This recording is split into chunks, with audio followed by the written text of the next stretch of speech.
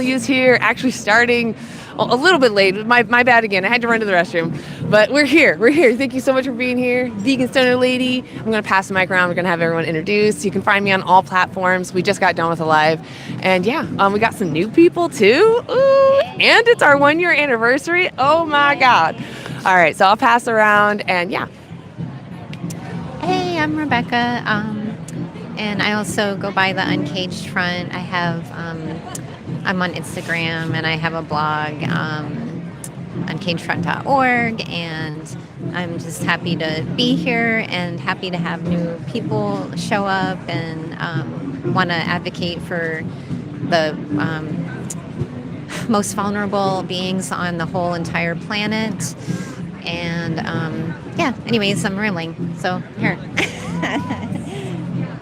Hi, I'm Pam. Hello, everyone. There are tons of people here, so we're hoping to get some good conversations going. I am Veggie Root on Instagram, and Yay! Veggie Root, go follow Veggie Root. Hello, I'm Luke. This is my first event with anti-animal use, and I'm excited to make a difference for the animals. Yeah. Do you have any social medias you want people to follow you on? Nope, no worries. Awesome. Well, thank you, Luke. We're so excited to have you here. And yeah, we're going to go ahead and get started. So yeah, it's our 1-year anniversary. So it's kind of mixed feelings, right? We've made this community. We're a group. We care about each other, and we care about this cause that we're standing up for others. Here, I'll go like this. And that itself is beautiful. It's just sad that we're here, that animals are still being exploited a year later. I do think that we've made difference. I feel like it's more common to hear people say, animals deserve to not be treated like objects and that they are their own persons. So I think that we have actually made some change. It's hard to see the change that you make when it comes to outreach and talking to people. So anyway, we're really happy to be here. And I mean, just the fact that we're still here, we're able to persevere regardless of our shortfalls or our obstacles, that's amazing. So just want to give that kudos out. I just want to add on real quick.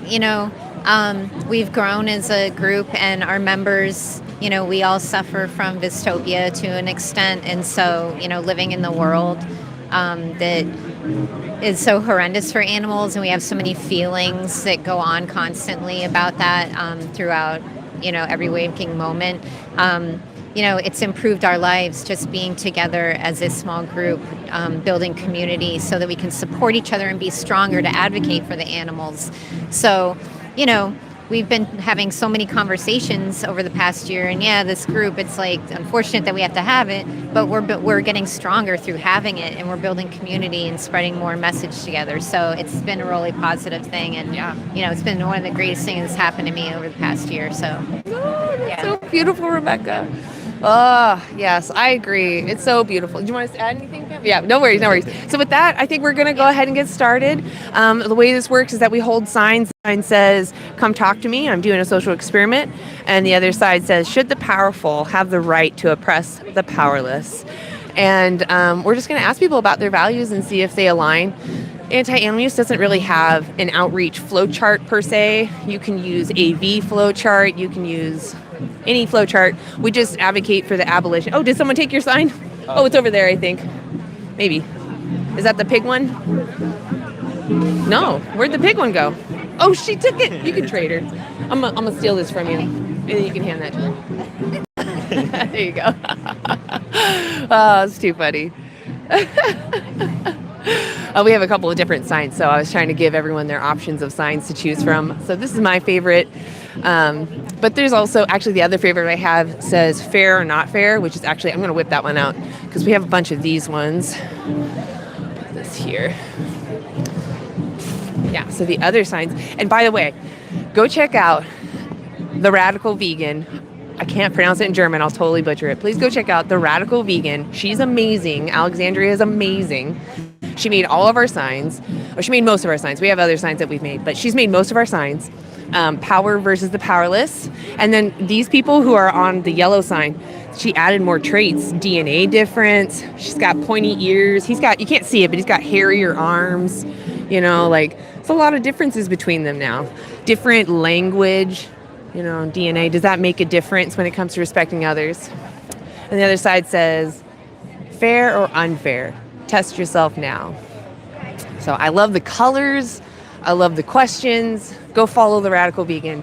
She's amazing. She's starting her own kind of movement as well. She does a lot of these, they're called neon protests, which are really good. They play awesome music, which draws attention.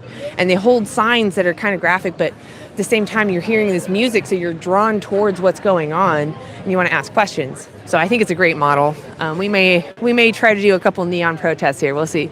But so far, check out her signs. If you're a vegan and you want to get active, she actually has these for free on her website. And you can actually even ask her to make stuff for you. I don't know how much she would charge you, but definitely reach out to her. She's an amazing artist. So please utilize her resources. We'll see if we get a conversation going. Oh, something else you can do. If someone does come up to you, you can also point them to me and be like, do you want to be live on YouTube? And then I'll interview them. Okay. Yeah.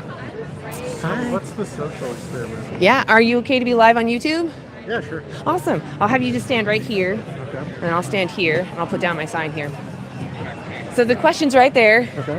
Let's see, make sure we're both in shot. Cool. My name's Anna, actually. What's your name? I'm Luca. Luca? Nice to meet you. Lovely to meet you. What brings you out to the market today? I'm working on a school project currently. Oh, okay. What's your, if you don't mind me asking, what's No, your that's school fine. project? Just spreading Portland resources regarding like learning new languages, stuff like that. Yeah, everyone should have that access. Yeah, I made pamphlets That's and then I'm lovely. handing them out. Yeah. Ah, that's amazing. So you have kind of an advantage, right? And you want to help others that maybe don't have that. Absolutely. Yeah, that's beautiful. Yeah, I'm a teaching English as a second language major, so giving people resources to also learn other languages. Yes. I think the U.S. just population in general has a very low interest in learning new languages, Yes. which just kind of makes me sad. It's very sad. You go to other nations and they speak at least 3. Exactly. Yeah, you come here and it's everyone only speaks English, or they're just trying to get by and not be ridiculed for not speaking English. Yeah, exactly. Yeah. So I'm glad we agree on that same dynamic. I'll ask you anyway, do you think that someone that has an advantage has the right to oppress someone who doesn't have that advantage? Oh, no. Yeah, I agree. Yeah. What about when it comes to the animals that we use for food, clothing, entertainment, even vivisection? Would you agree that we're oppressing the powerless in that situation? Absolutely. Yeah. I don't eat meat. Oh, wow. Okay. Are you So- vegetarian? No, I don't eat meat because I have so much empathy for animals that I can't bring myself to eat meat, but I That don't. makes me curious. I'm curious, do you consume eggs or dairy? I eat a lot of dairy. Okay. Okay. I guess I haven't really thought about that as well. Most of us don't. I know the production is not ethical whatsoever. Yeah, so most people don't even know what has to go into dairy. I didn't know. Do you know what is inherent in dairy? Even on a nice farm, what a cow might have to go through? No, I don't. Yeah, is it all right if I walk through it with you? Sure. So she's a mammal, right? So the only way that she'll lactate is by getting her pregnant. Yeah. Do you think that the farmer waits for her to decide? No, to get yeah, pregnant? yeah. So even in those moments where they allow a bull to mount her, there are welfare issues. They find that the bulls are very heavy these days. They actually will break the cow's back sometimes, and they're very aggressive. I've had farmers tell me they choose artificial insemination out of compassion because of that. Do you think any of that sounds fair to the cow? No, not at all. I agree. When I avoided animal flesh for a long time, but I consumed dairy and eggs for quite a while after that. I just didn't know what went into it. Once I saw that a dairy cow has to be separated from the family that was forced on her, I just couldn't support that anymore. That just felt so wrong. When it comes to chickens' eggs, do you eat chickens' eggs? Oh, okay. For me, it's the idea that it's basically an unincubated, baby. Oh, okay. That not necessarily. It's just the whole concept of eating like an embryo. Yeah. That kind of weirds me out. Sure. So I don't really eat eggs. What about if they're not fertilized? No, even then. Yeah, okay, I'm just okay. not. Yeah. So a brief history on the chicken. They used to be called the red jungle fowl, and they only laid 13, 15 eggs because they're trying to have babies, right? They didn't just lay unfertilized eggs. We took them from their home, and we found a genetic mutation that we were able to exploit and make their babies produce more eggs. So they went from 13, 15 to 300 a year. So like you said, they have to carry that weight. They're handicapped now. They can't take care of themselves like they could before. So knowing that, I mean, it sounds like you weren't consuming eggs at all, but let's say there was a pastry or something. Would you want to consume those things? No, not necessarily. Okay. From what little research I've done, so my partner loves eggs, but in the future when we want fresh eggs, we've thought about quail eggs instead. I don't know if that would be more. It's still questionable. I was going to say, if you think about it, imagine you were the quail. Yeah. Do you want to be born just to be used for your eggs? Or it's kind of like getting a dog because they might poop something that will benefit Yeah, you, that's right? fair. That's fair. Yeah, it's admirable that you would want to give someone a rich life, though. That part is admirable, and I think we should be doing that for other animals that need our help, for sure. Absolutely. The only issue when it comes to, like, let's say you rescued chickens, right? And you didn't put in the demand for more chickens to be born, right? Absolutely. I could see some argument being made about their eggs then, but the issue that it comes to then is, are you seeing them as a resource or as a someone? Like we were saying with the dog, Yeah. Are they a someone or are they there for you? For me at least, they would definitely be a person. Yeah. At least we have 2 snakes and 2 geckos, and they're just like our kids. And So beautiful. so I don't think I'd be able to just like treat them as a product of just an egg producer, Exactly. But I totally get what you're saying. Yeah, it's just about seeing them as a someone. Instead Absolutely. Of a someone. You sound so amazing. So your ethics they very much sound like you don't want to exploit others for your benefit. Absolutely not. Yeah. Would you be willing to take a resource, like a card that I can give you? Oh, sure. Awesome. So the front you want side. to take one of mine? I would love that, Here you actually. go. Thank you. Yeah, that's hugely needed. On the front of that card, though, is our website. First off, you can see the live back if you want. Okay. But second of all, there's a documentary on there. It's only 3 minutes long. Would you be willing to watch it? Sure. Awesome. It's just about the standard practices of all the animal use. So it's just good to be informed, to know what it is you demand. So if you're ever tempted, you know what it is you're demanding. Yeah, absolutely. Yeah. That was amazing. How many more animals do you want exploited for you? Is it more than 0? Sorry, what was that? How many more animals do you want exploited for you? Is it more than 0? Exploited for me? Yeah.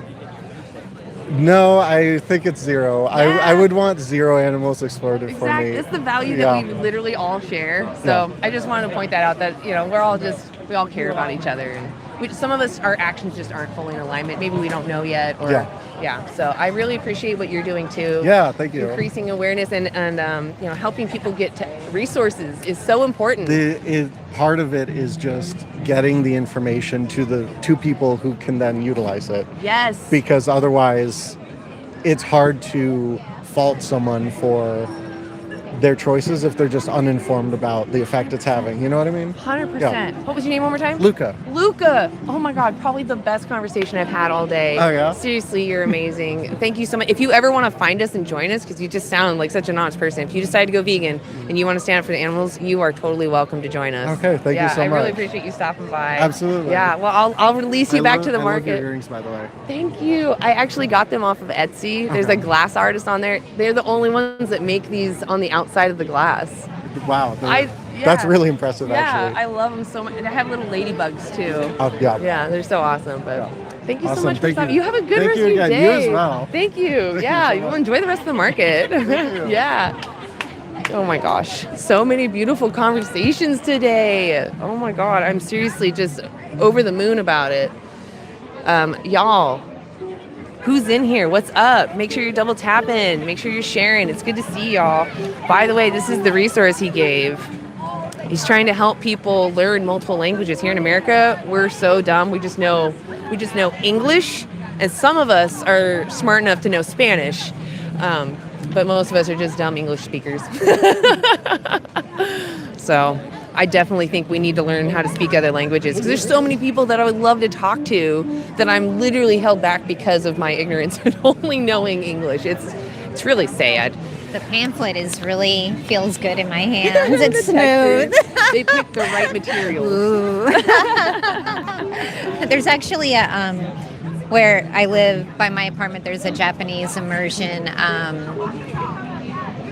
immersion school. So it's really cool. Yeah. I do love that. When I was taking German, it actually did feel like immersion because teacher was really good about speaking German around us all the time, and I still didn't learn a lick of German even though I was really immersed in it. But I know that is like the best way to learn it is to just be around it all the time. Yeah. Oh, what else is going on? I want some meat. You won't or want? So what does the cow want, right? That's really what we're talking about. What does the victim want? What do they prefer? So make sure you're tapping, liking, sharing. We're here in beautiful Portland, Oregon at the PSU Farmers Market, talking to some people about their values. You can read something. Sorry, I didn't mean to cut you No, off. you're okay. No, I'm feeling like I cut you off. I'm trying to get caught up with the I know, chat. right? It moves. I need and I more don't even know coffee. where the slow mode is. I know, me too. I finished it all. Doesn't help my brain sometimes anyways. Yeah. My questions are isolating. So all I'm asking is, do you think that we should exploit each other? Should humans exploit each other because of our differences? Exploitation means to use someone unfairly for your benefit. Should humans interact that way?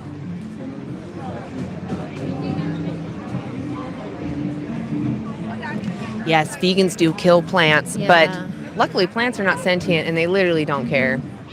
Yep, they don't scream when you cut them on your on my cutting board. The broccoli doesn't like flip out and start bleeding and try and run away.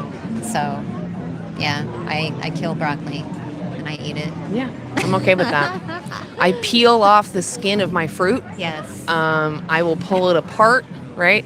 It does not care. It literally does not care. It hides its little seeds in there, in fact, and wants me to put those in the dirt for it. It actually doesn't make any preferences, anything like that. But the system is set up so that I'm attracted to the fruit, and the seeds will be fertilized by probably me pooping them out or something. Yeah, the bright colors of the vegetables are very inviting. Yeah, exactly. It's okay to eat animals, but lab test animals is very bad. Why do you think it's bad to test on animals in the lab? Is it because they're experiencing and that matters? Yeah. So if their experiences matter and we don't need to use them for anything, then why exploit them? We don't need to use them for labs. We have technologies like organs on a chip, for example. We have AI systems, all more reliable than animal testing. Most animal testing is one of the most inefficient ways that we test our products. I think it's something like for medicine, 96% fail. So out of the 100% that pass an animal test, 96 fail in human trials. Like that's how effective it is. 96% fail rate. I love that you refuse to talk with someone who's worked in the animal field for over a decade because you know damn well you support BS and I could rip your arguments apart. Well, Bad Badger, I go live every Monday on TikTok and I literally pull people up from the audience. So if you really think you're that tough and that you got the best argument, I challenge you specifically to come up on my panel, Bad Badger, and I get the feeling I will never see you come up. Yeah, because you're not so bad. Good. I look forward to talking to you. Yeah. I really do. I talk to farmers all the time on TikTok. I don't actively seek out the people I'm talking here. I literally, whoever volunteers is who we talk to. So that's the only reason why maybe here you're not seeing it. Yep, so I'm seeing a lot of name calling and different stuff. So again, we're here in Portland, Oregon at the farmers market. And if you're vegan, please put a 1 in the chat. If you're not, put a 2. Let's see who's in there right now. I do want to state that if you have to take some life-saving medicine, right, and you know it was tested on someone to death, that's understandable that you would still take the medicine to survive, but I would argue you should start advocating for the ones that you now exploit to survive, right? We're going to remove you first. And we'll put you there for 5 minutes.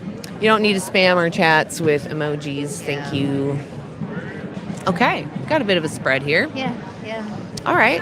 So the 2s. Let us know what's going on. What's holding you back from living vegan? Maybe we can address them. Please list them in the chat. Keep them short. But we'll try to address them. Yeah, we like to have constructive arguments. So I see I drink milk What kind of milk? Almond milk? Oat milk? Cheese. Do vegans eat beef with vegetarians? Oh, have beef. Okay, so I think that was just a joke, but yes, vegans actually have a problem with vegetarians because vegetarians are still supporting the beef industry by supporting dairy because those cows just go into the same slaughterhouse. Yeah. I was having a conversation with a woman earlier that didn't know that parmesan comes from rennet. They use rennet to make it, and it comes from calves' stomachs. The calves that are stuck in the veal sheds, they specifically use those cows' fourth stomach to create many different types of cheeses. And people think they're vegetarian and they're still eating parmesan. They're not vegetarian. No. And it's torturous.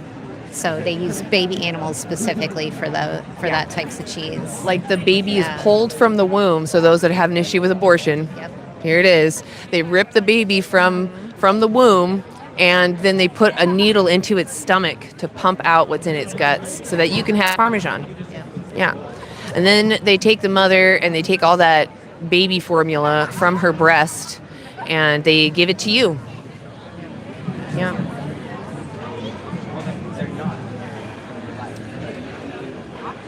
Appreciate it. Yeah, that's all we're here to do is to share information. Yeah. That's the best we can do is inform you, let you know the truth, and point out maybe that you're not living in alignment with your own values, because most people still agree we shouldn't exploit each other. No one should be discriminated against just because they're different. Yeah, I mean, we're ultimately for nonviolence. So if you want a violent society that hurts vulnerable individuals, then don't be vegan. But if you don't believe in violence and you think that vulnerable individuals should be protected, then be vegan, because we practice nonviolence. That's what we're about. Yeah, we're not here to tell you what kind of lifestyle to live. We're here to say, live whatever lifestyle you want. Just leave the sentient beings out of it. Yep. Right? There's consequences. They're hidden away. So educate yourself. Exactly. Educate yourself. Go look up those resources. Go to Anti-Animal Use, for example. I have tons of resources listed in there. We have books, movies, documentaries, even other vegan activists to go watch and follow. Yep. Thank you for not being violent. Yeah, we're not for violence. We're for peace, and nonviolence. But it definitely can feel like we get angry at people when they're clearly denying the truth, or they're denying that they actually have values that they're contradicting. Yeah. So it can look aggressive, but yeah, we are not for violence. Yeah. I mean, we're human. We're going to get upset at people that know better, especially what the animals go through and all of what we're talking about, and they still choose to use animals. So yeah, I mean, we might get a little frustrated with people. It's normal, and we're not perfect. We're trying to improve our craft every day here, But it's hard because we got all these different personalities coming at us. Everybody's so different. Yep. So yeah. I just try to. Oh my gosh, it's moving so fast. Yeah. I just try to be decent, but I'm going to stay eating meat. Well, do you think a decent person eats babies? What about the vulnerable? Takes advantage of the vulnerable? Uses someone else's body for their advantage? Is that a decent person? We're peaceful except when people don't agree with you. No. You can disagree. I'm not beating somebody up. I'm not slitting their throat. I'm not skinning them alive and taking their baby. So I'm just having a conversation. So you're silly. Yeah. Yeah, so we're not talking about laws against using others. We're saying that you have options. You can move your... Do you want me to... Are you reading something there? No. Oh, okay. I was going to drop it down. You have options. And do you think that if we don't need to exploit someone, do you think that we should anyways, just because you're going to get a benefit? Yeah. Or, do their experiences matter more? But you do all that stuff to plants. Yeah, plants aren't sentient. They don't feel, they don't care.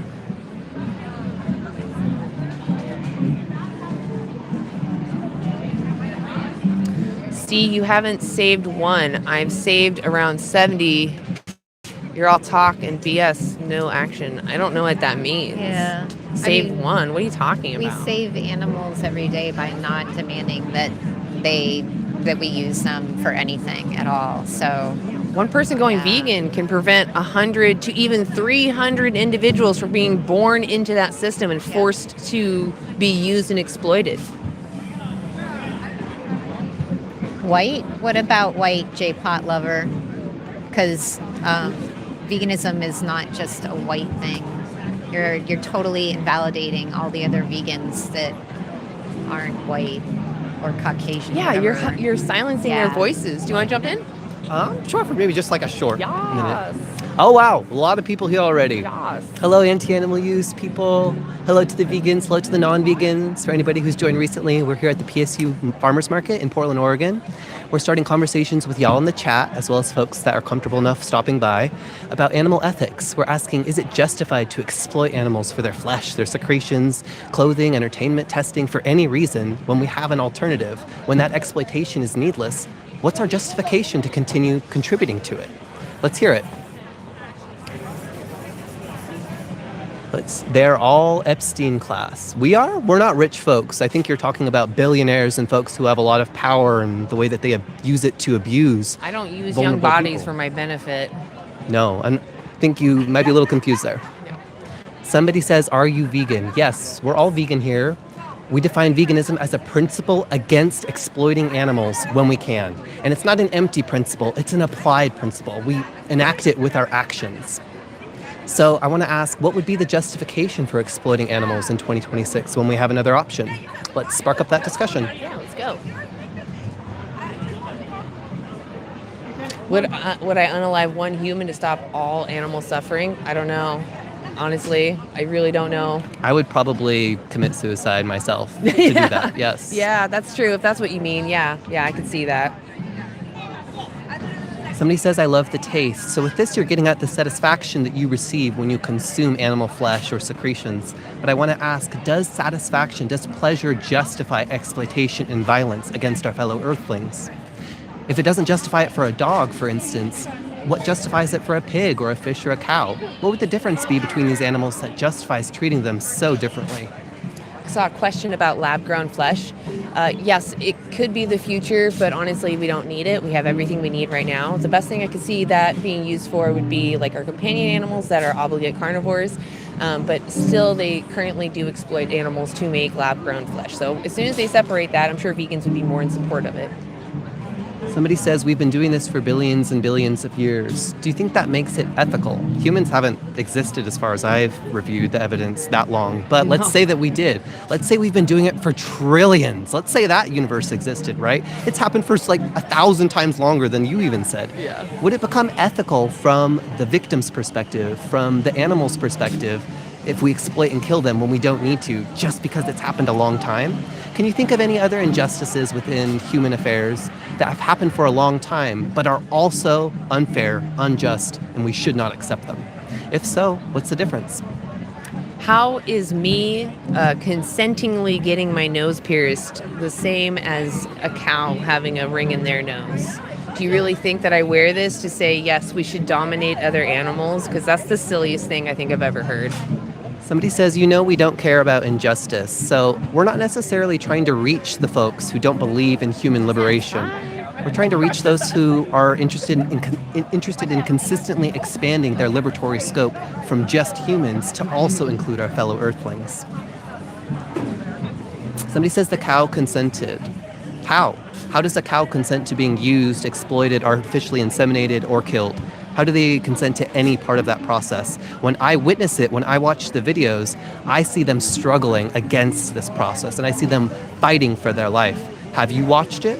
If not, go to Dominion, watch Dominion.org, and you'll find the evidence of what's happening in these farms and these slaughterhouses and zoos. You'll see what's happening, and you can become an informed consumer and decide to opt in or opt out. Yeah.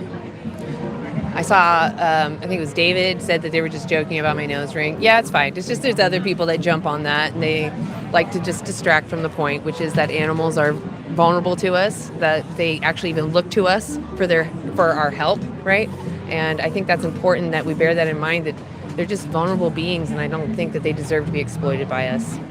just because they're vulnerable. Somebody says, you're Jewish, right? No, I'm an atheist here, but that's not necessarily relevant to the conversation we're having.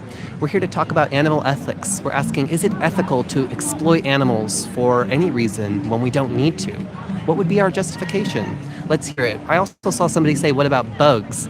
And vegans and those who stand against animal exploitation, they don't exploit bugs for their flesh. They don't farm them. And if you're talking about bugs that die within crop farming, we support the transition to a veganic farming system that addresses many of those insect deaths. But right now, your way to minimize and reduce your contribution to these insect deaths most is to transition to a plant-only diet, because the animals you eat require way more crops and insect deaths for those products to be produced than if you just ate the plants directly. So minimize your contribution right now by eating plants only and support the transition to veganic farming practices. That's how we can consider insects within this process. Yes.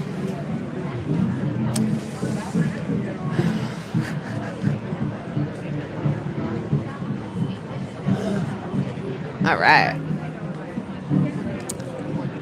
Oh yeah, you want to read stuff with me? Welcome, welcome. We've got. Do you want to hold the? I don't know if you want to hold the microphone. They can't see you though. I was gonna say it's up to you if you want to be in here. Pam. Awesome. People should be able to eat what they want. Yeah, that's not what we're talking about. We're saying, do you consider your victims? And you can eat food that doesn't involve victims. You can opt out and live vegan. Yes. I eat ice cream. It's good. Oat ice cream, cashew ice cream, coconut ice cream. Yum. Yes. Yeah, David, I'm glad you looked at that footage. It's not pretty. And it's like, that's just standard practice too. That's what's wild. I respect any vegans or vegetarians that can admit that PETA is a net negative but bad faith organization. I know some things about PETA have been exaggerated. Like they talk about how they have this high kill count and how they will steal the dog off your porch or something like that. And it's just, there was one incident that was honestly, it was terrible that it happened, but it was an honest mistake. And some dogs were put down, but it's because they're trying to provide a service for those that don't have an income to have an emergency euthanization. And there's so many homeless dogs that are suffering that they just don't have the space to house them. And most, what am I trying to think of? Humane societies or shelters, that's what I was looking for, they don't have enough space. So that's why we have kill shelters. But if everyone actually learned how to care for these companions, we could actually clean up this mess that we've made of them and take care of them, and they can actually live good, healthy lives for the rest of their lives. So PETA is not the problem, it's people breeding animals into existence. Yeah. I'm thinking they can just give them up when it's inconvenient. Exactly. That they do think that. They think, when this dog becomes inconvenient, I'm just going to drop them off somewhere, or I'm going to take their life or whatever. It's terrible. Same thing happens actually for a lot of backyard chickens when they get roosters. Because roosters can be territorial. Oh, yes. That someone will release them. Sure, I'll interview you. I'll have you stand right here. Okay. Awesome. Oh my gosh, I love all the pastels. I love it. Thank you. What brings you out to the market today? I come here every week. Oh, nice. Okay, Yeah. it's just a good vibe. Yes. My name's Anna. What's yours? Brian Marie. What was it? Brian Marie. Brian Marie. Oh, I love that. Oh, that's a good connected. Is it hyphenated or? No. Oh, I love. I have a hyphenated last name, but Oh, wow. lots of names. Gotcha. My first name is hyphenated. It's Anna Christina. So Cool. that hyphen always messes me up though when it comes to government paperwork and such. 100%. Ugh, Yeah. so annoying. It's just a coin flip as to whether or not the software accepts the hyphen, right? Exactly. Yeah. You're like, I'm going to guess and cross my fingers. Let me grab a sign so we can see the question. Do you think that the powerful should have, tilted. Do you think the powerful should have the right to oppress or mistreat the powerless? No. I agree. Pretty clear that, regardless of our differences, we each care about what happens to us, right? Yes. Would you agree with me that it would be our sentience that we really care about? It's not about our intelligence, where we came from, or what we look like? Yeah. Generally. Yeah, I agree. What do you think about when it comes to animals that we use for food, clothing, entertainment? Would you agree that we as humans are the powerful oppressing the powerless in that situation? Yes. Yeah, I agree. Is there anything you can think of that we might need from animals that we can't get from other sources that might justify what we do? I can't think of any. Need, of course, is a loaded word in Yeah. that situation. Yeah. I can't think of anything that, is an absolute necessity to sustain human life that we couldn't get from sources other than animals. Exactly. I agree. So it's not that I am against seeking pleasure. It's more that when we use animals, do you think that they have emotions, that they care about what happens to themselves? I guess I would say, regardless of what I think, I don't know that any of us know whether they have emotions or not. And so I think by default, it would be better and safer to assume that they might. Yeah. Well, yeah, I would agree. If we had a human that was maybe not the same cognition as us and maybe they're nonverbal, it would be really hard to tell if they're sentient. We don't actually have their sentient test. It's just about watching behaviors, right? Yeah. Yeah. So there's the New York Declaration of Consciousness and the Cambridge Declaration of Consciousness, and they've gone through thousands of studies and watched the behaviors of many animals that have a brain and a central nervous system, found that they're most likely sentient. So like cows, pigs, chickens, fish, they're all sentient. They're all having their own experience of emotions. So now that we know that they feel, do you think that it would be fair to go and purchase products that demand they lose everything for us to basically just have sensory taste pleasure? Again, fair comes with its own preconceived ideas of morality, right? Oh, I'm asking about just your Oh, I brain. know, but I'm just saying, like, the term fair already carries an amount of weight to it. What do So you understand it to mean? I would say that it means, an equal opportunity, right, to have voice, have agency. Yeah. So I guess I would say no. The shortest answer to your question is no. It's not fair. I agree. I do understand morality in that sense is subjective, right? Each of us have this understanding, but I would argue that we each want to be respected ourselves, right? And how do we get that respect if not reflecting that respect to others that also feel, right? For sure. Yeah. So I guess what we're asking people, because I think most people agree that we shouldn't exploit each other if we can avoid doing so. What might be stopping you from walking away from this conversation and living vegan? Nothing. Nothing? Can I give you a resource card? Sure. Awesome. Before I let you go, do you know what vegan means? Yes, 100%. Reflect to me real quick what you understand it to mean. That you're not eating, wearing, otherwise utilizing products that come from or in any way exploit or harm animals or any other. It's not necessarily harm, but you hit it on the head with exploitation. Yeah. We're firmly against the exploitation of others. If we can avoid demanding someone's exploitation, we put it upon ourselves to avoid it. Because if I was the victim, that's honestly what I want my oppressor to do. So we're just trying to live how we would want our oppressors to live. Oh. But I appreciate you taking the card. Would you be willing to watch a 3-minute documentary on it on your own time? Yeah, for sure. Is that Beautiful. Yeah, so if you scan that, or even just look up the website, there's a button that says see what I fund. It's 3 minutes. Would you be willing to go? do I need to have Kleenex nearby or? I mean, it does show you standard practice, but it's not a gotcha film. It's literally just to show you this is what has to happen. And the point is that you need to be an informed consumer, right? It's important that we know when we pick this up, this is what someone had to go through, and it's important that we. I'm only asking because the PETA documentaries and that sort of thing usually just kills me. And they often will uncover even worse atrocities. Right. So I agree. I saw those too, and I was heartbroken.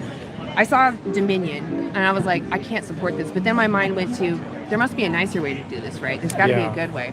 And there's actually documentaries on that too. There's one called Cow. I don't know if you're interested in it. That one sounds familiar. Yeah, Cow. So there's no talking in it. There's no human talking, but they follow a dairy cow around, and it's not secretive. The farmer knows they're there. So they're just following this dairy cow on what I would call probably the most humane farm. And even though she's really well treated and clearly she feels comfortable in her home, she even has really good moments. You're like, oh, that's so sweet. That she still gets robbed of everything. And it's like, I just couldn't, if I was her, I couldn't handle that. So that's the only reason why we're out here providing information for people that are good people like you that, just want to know the right thing. What was your name again? Brian Marie. Brian Marie, that's right. Anna Thank Christina. you. Anna Christina, thank you so much. If you want to rewatch that, it's on the card too. Oh, cool. Yeah, thank you so much. You have a good day. I do love open people, I gotta say. I almost let them get away without me stating the definition of veganism, but we got it in there. That was great. Yeah, it was positive. Thank you, Ben. I appreciate it. Yeah, it was pretty good. Yeah. very positive. I guarantee that they're going to go look at those resources, and that's really the bare minimum anybody could Yeah. do. So. I was talking to a gentleman he came up with some universal peace sign, and he's written something on sustainability, and he totally understood what we were doing, and he was for it. And so I got to look that up. Universal peace. I guess he wrote some paper on. Okay. I think some perma farming or something. It does sound familiar. I don't know, but yeah. So I got to look that up. He was a really cool guy. Yeah, I'm going to look that up. I'm like, Yeah. I feel like I have heard something like it. It's just like there's a Yeah. little bell going ding. He said that what we're doing, it works with everything that he's trying to do to make the planet the healthiest and most sustainable. It's amazing how interconnected that is. Yep. Like, but when you look at the trophic pyramid, I guess it is painted pretty clearly there. We have to put in all these resources, and of course that's going to deplete the planet, and we're going to have adverse effects from that. Yeah. Enslaving people has other consequences. Yeah, I'll say. Yeah. Oh my gosh. Yeah. So if we can avoid demanding someone's exploitation, we should, because that's how we want our oppressors to live, avoiding our exploitation. So. Yeah. If you don't want it done to you, then don't do it to another individual. That's all. And even if you want it done to you, don't do it. Yeah. No, not to correct you. No. That's exactly the point. Yeah. But if you you need consent, right? Yeah. You can't just do whatever you want to whoever you want. Yeah. So. And if they can't give consent, then leave them alone. Yeah. Don't assume that they're okay with it just because they can't verbalize to you. Exactly. It's totally wrong. Just because they can't communicate with you and Yeah. they look different, maybe they think about different things. That's Yeah. not. Those aren't justifications to exploit someone. Yeah. Snot blocker ring. It's quite the opposite, That's a in new fact. one. Yeah, it's quite the opposite too, because it gets cold and then it makes my nose actually run. But I love it, so I keep it. I would love to interview a cow or a chicken. In fact, they're using AI, artificial intelligence, not insemination, but they're using I almost said it right there.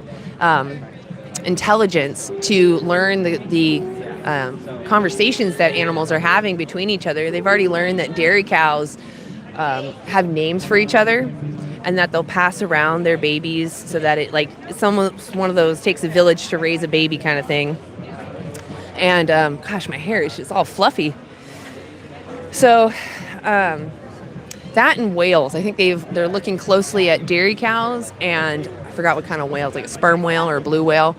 And they're already starting to decode some of their conversations, some of their calls to each other. So yeah, there will be one day that we might be able to interview cows, pigs, and chickens. So my question then is, let's say we start to interview them and they say we don't like what's happening to us. Will you respect that? If they suddenly start to understand?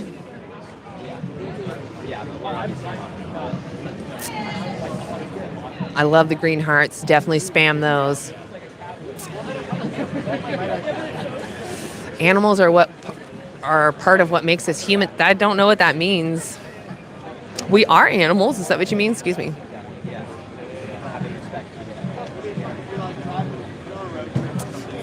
Yes, please. Thank you, Daniel. Good to see you. Hey, what's up? Yeah, make sure you double tap in that screen. We're here in beautiful Portland, Oregon. The sun has finally shone. Oh, let me just stand out here for a second. It just feels so good. Can you stand with him? No, can you stand with him just in case? Sorry, we're just trying to keep tabs on everybody. Yeah, that's fine if you feel that way about artificial intelligence. You don't need to use AI to be vegan. You can be vegan and not touch a single electronic if you really don't want to. Veganism is just an ethical stance against the exploitation of other sentient beings. So if I'm demanding someone's direct exploitation, I'll stop. As soon as I find out, I don't want to do that because I don't want to be exploited.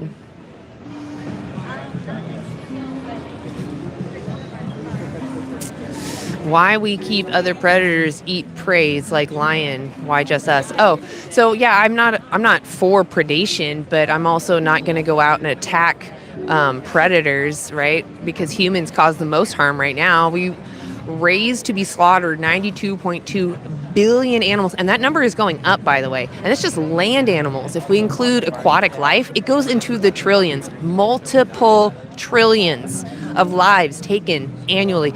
We haven't even had that many humans exist on this planet ever.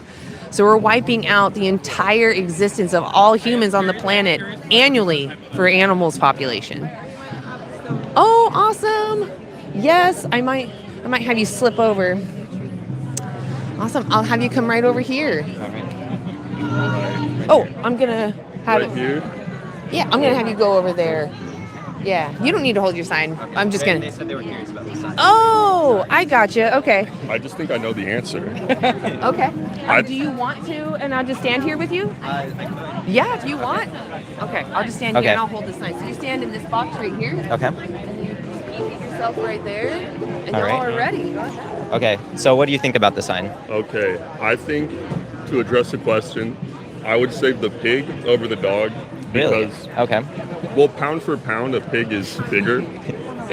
And it doesn't make it more alive, but there's more life to save. You know what I mean? Okay. If it's like 200 pounds of a live thing versus like 30 of a Okay. dog. What are we saving them from?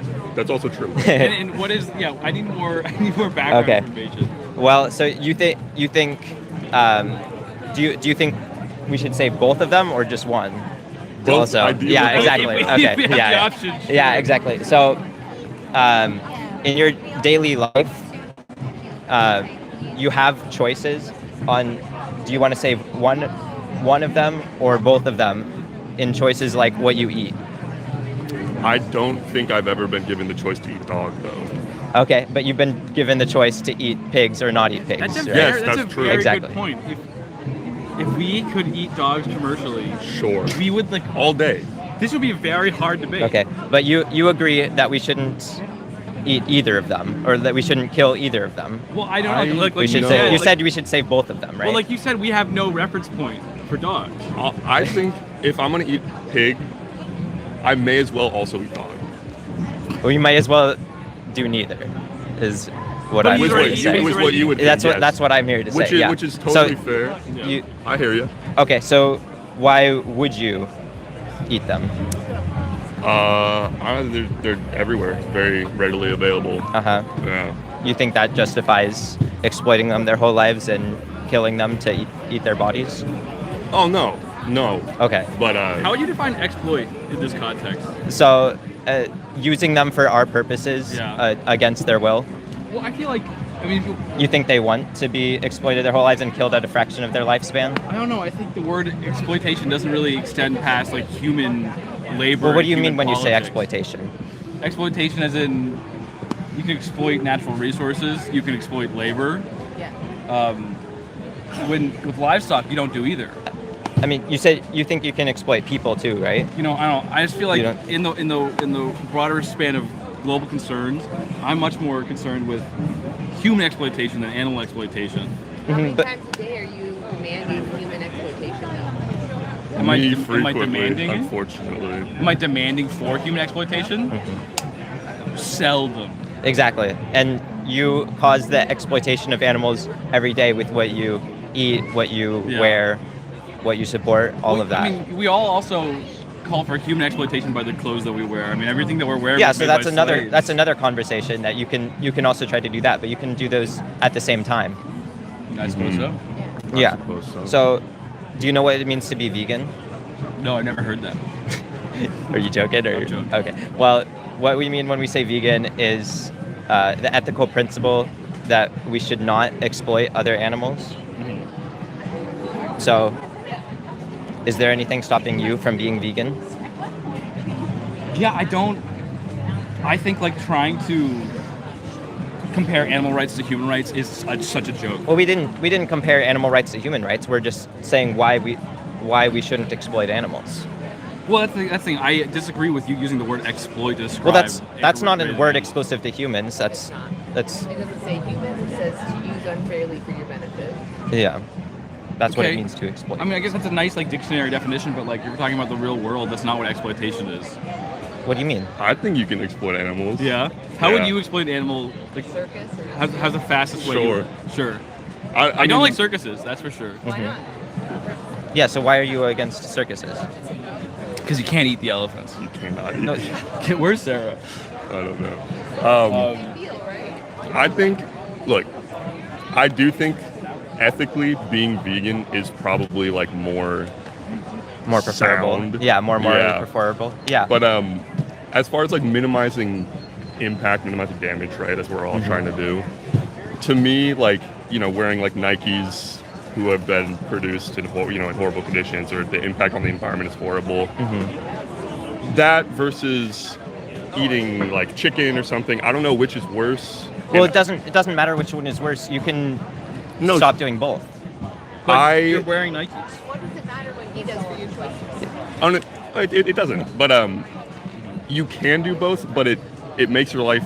There's a lot more difficulty in trying to diminish all Yeah. exploitation from your life. So Yeah. I kind of have to pick and choose where I can reasonably. Evidenced by the fact that none of us are doing both right now. That's true. So, Sorry. okay, but is there anything stopping you from being vegan? No, I like pretty much am vegetarian. Okay, so what's stopping you from going the full way and going vegan? Honestly, I don't know how to balance my like nutrition and like live healthily. I could Okay. figure it out, I'm sure. But Okay, well here we have a card. This one has a lot of it has a QR code there. It has Yay. resources Oh, for they're veggies. it's the Dailey Dozen. Okay. It has a QR code. It has a lot of nutrition information, All so right. that can help you. Sure. So, are you gonna now make the choice to help the animals? No, but No? Then thank why you. not? Why not? Well, I just got my whole thing going, and maybe one day I'll be enlightened and come around to it. But I think the day that I decide to like stop wearing rubber soles on my shoes, Oh, nice catch. that was a good catch. I'll probably come around to Okay. veganism. Well, if you were in the victim's perspective, if you were in the perspective of all the animals who are confined their whole life, abused and exploited and then killed at a fraction of their lifespan, would you want people to wait and go vegan some later time that Of never, course, of or would course you want not. them to go vegan now? Of course not. If I were a pig in a pen where I couldn't turn around, I'd say, "You motherfuckers, don't eat me. Go Yeah, vegan." exactly. So that's why we're here, to speak out for the ones who can't speak out for themselves. For sure. I hear you. And yeah, ideally in my life, it'd be nice. But Yeah, so what's stopping you? it's just I minimize damage where I can on the world, and I can't do it everywhere. Well, you can do it for animals. It's not some really complicated choice. It's like when you go to buy food, you reach your hand over and buy the other option that doesn't come from the exploitation of Sure. animals. I mean, do I get like the little bottle of milk that's a couple bucks, or do I get the oat milk that's like $6? You know, Oat milk is not that much more expensive. There's a Oh, okay. Yeah, I don't know. Maybe if I can't justify it, then that's what it is. But yeah. well, also on that card is documentary Dominion. So I encourage you to watch that. That also shows what happens to all these animals we exploit. Yes. So yeah, I hope you go vegan and stop exploiting other animals. Stop exploiting animals. No, you And stop you too. exploiting animals. No, you stop I exploiting. hope you stop wearing Nikes and exploiting the children. Yeah, I mean, I didn't choose to buy these shoes. My mom bought them for me. I hope she stops. Yeah, I hope so too. She's No, not. I don't know. I really appreciate but- it. The vegan thing, it is the better way. Like I agree Yeah. with you. Okay. So I encourage you, please, actually follow through on what you're saying and I probably won't. be consistent. Well, That's the whole thing. If I were truly consistent with my morals, I would be. but this is a simple change you can make to save so many animals. Yes. Okay. Yeah. I mean, I think that's. that's fine. a little reductive. What do no, you mean? I think that's a perfect place. Well, okay. You can save 100 to 300 animals a year by going vegan.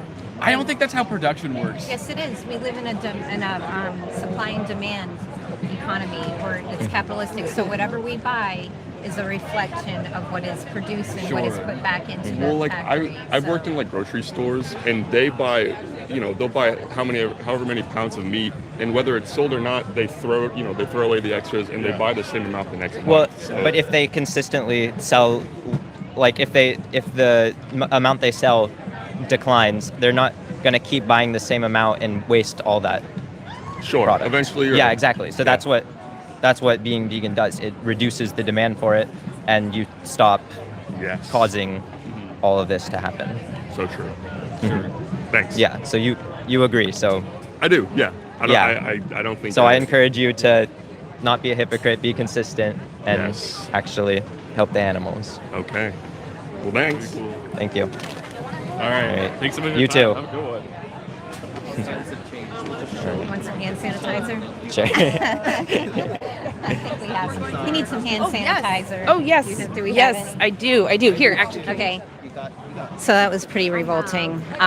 You get somebody who's scurrying away from an interview. I shouldn't talk shit, I know, but scurrying away from an interview just because they want to end it, just saying certain things just to get away. So, anyways, let's see here. Crazy. Yeah, let's see what's going on in the chat. Okay, so yes, again, if you're not sure, we're at Portland, Oregon, PSU Farmers Market, and just having conversations with people today about oppression. If you are vegan, please put a 1 in the chat. If you're not, please put a 2 and present your best argument for why you're not vegan.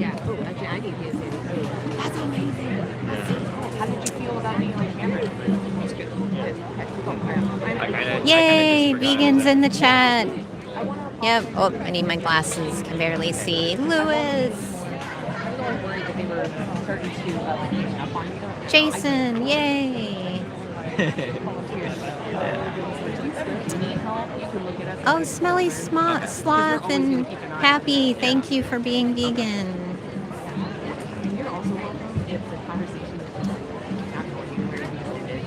Yeah.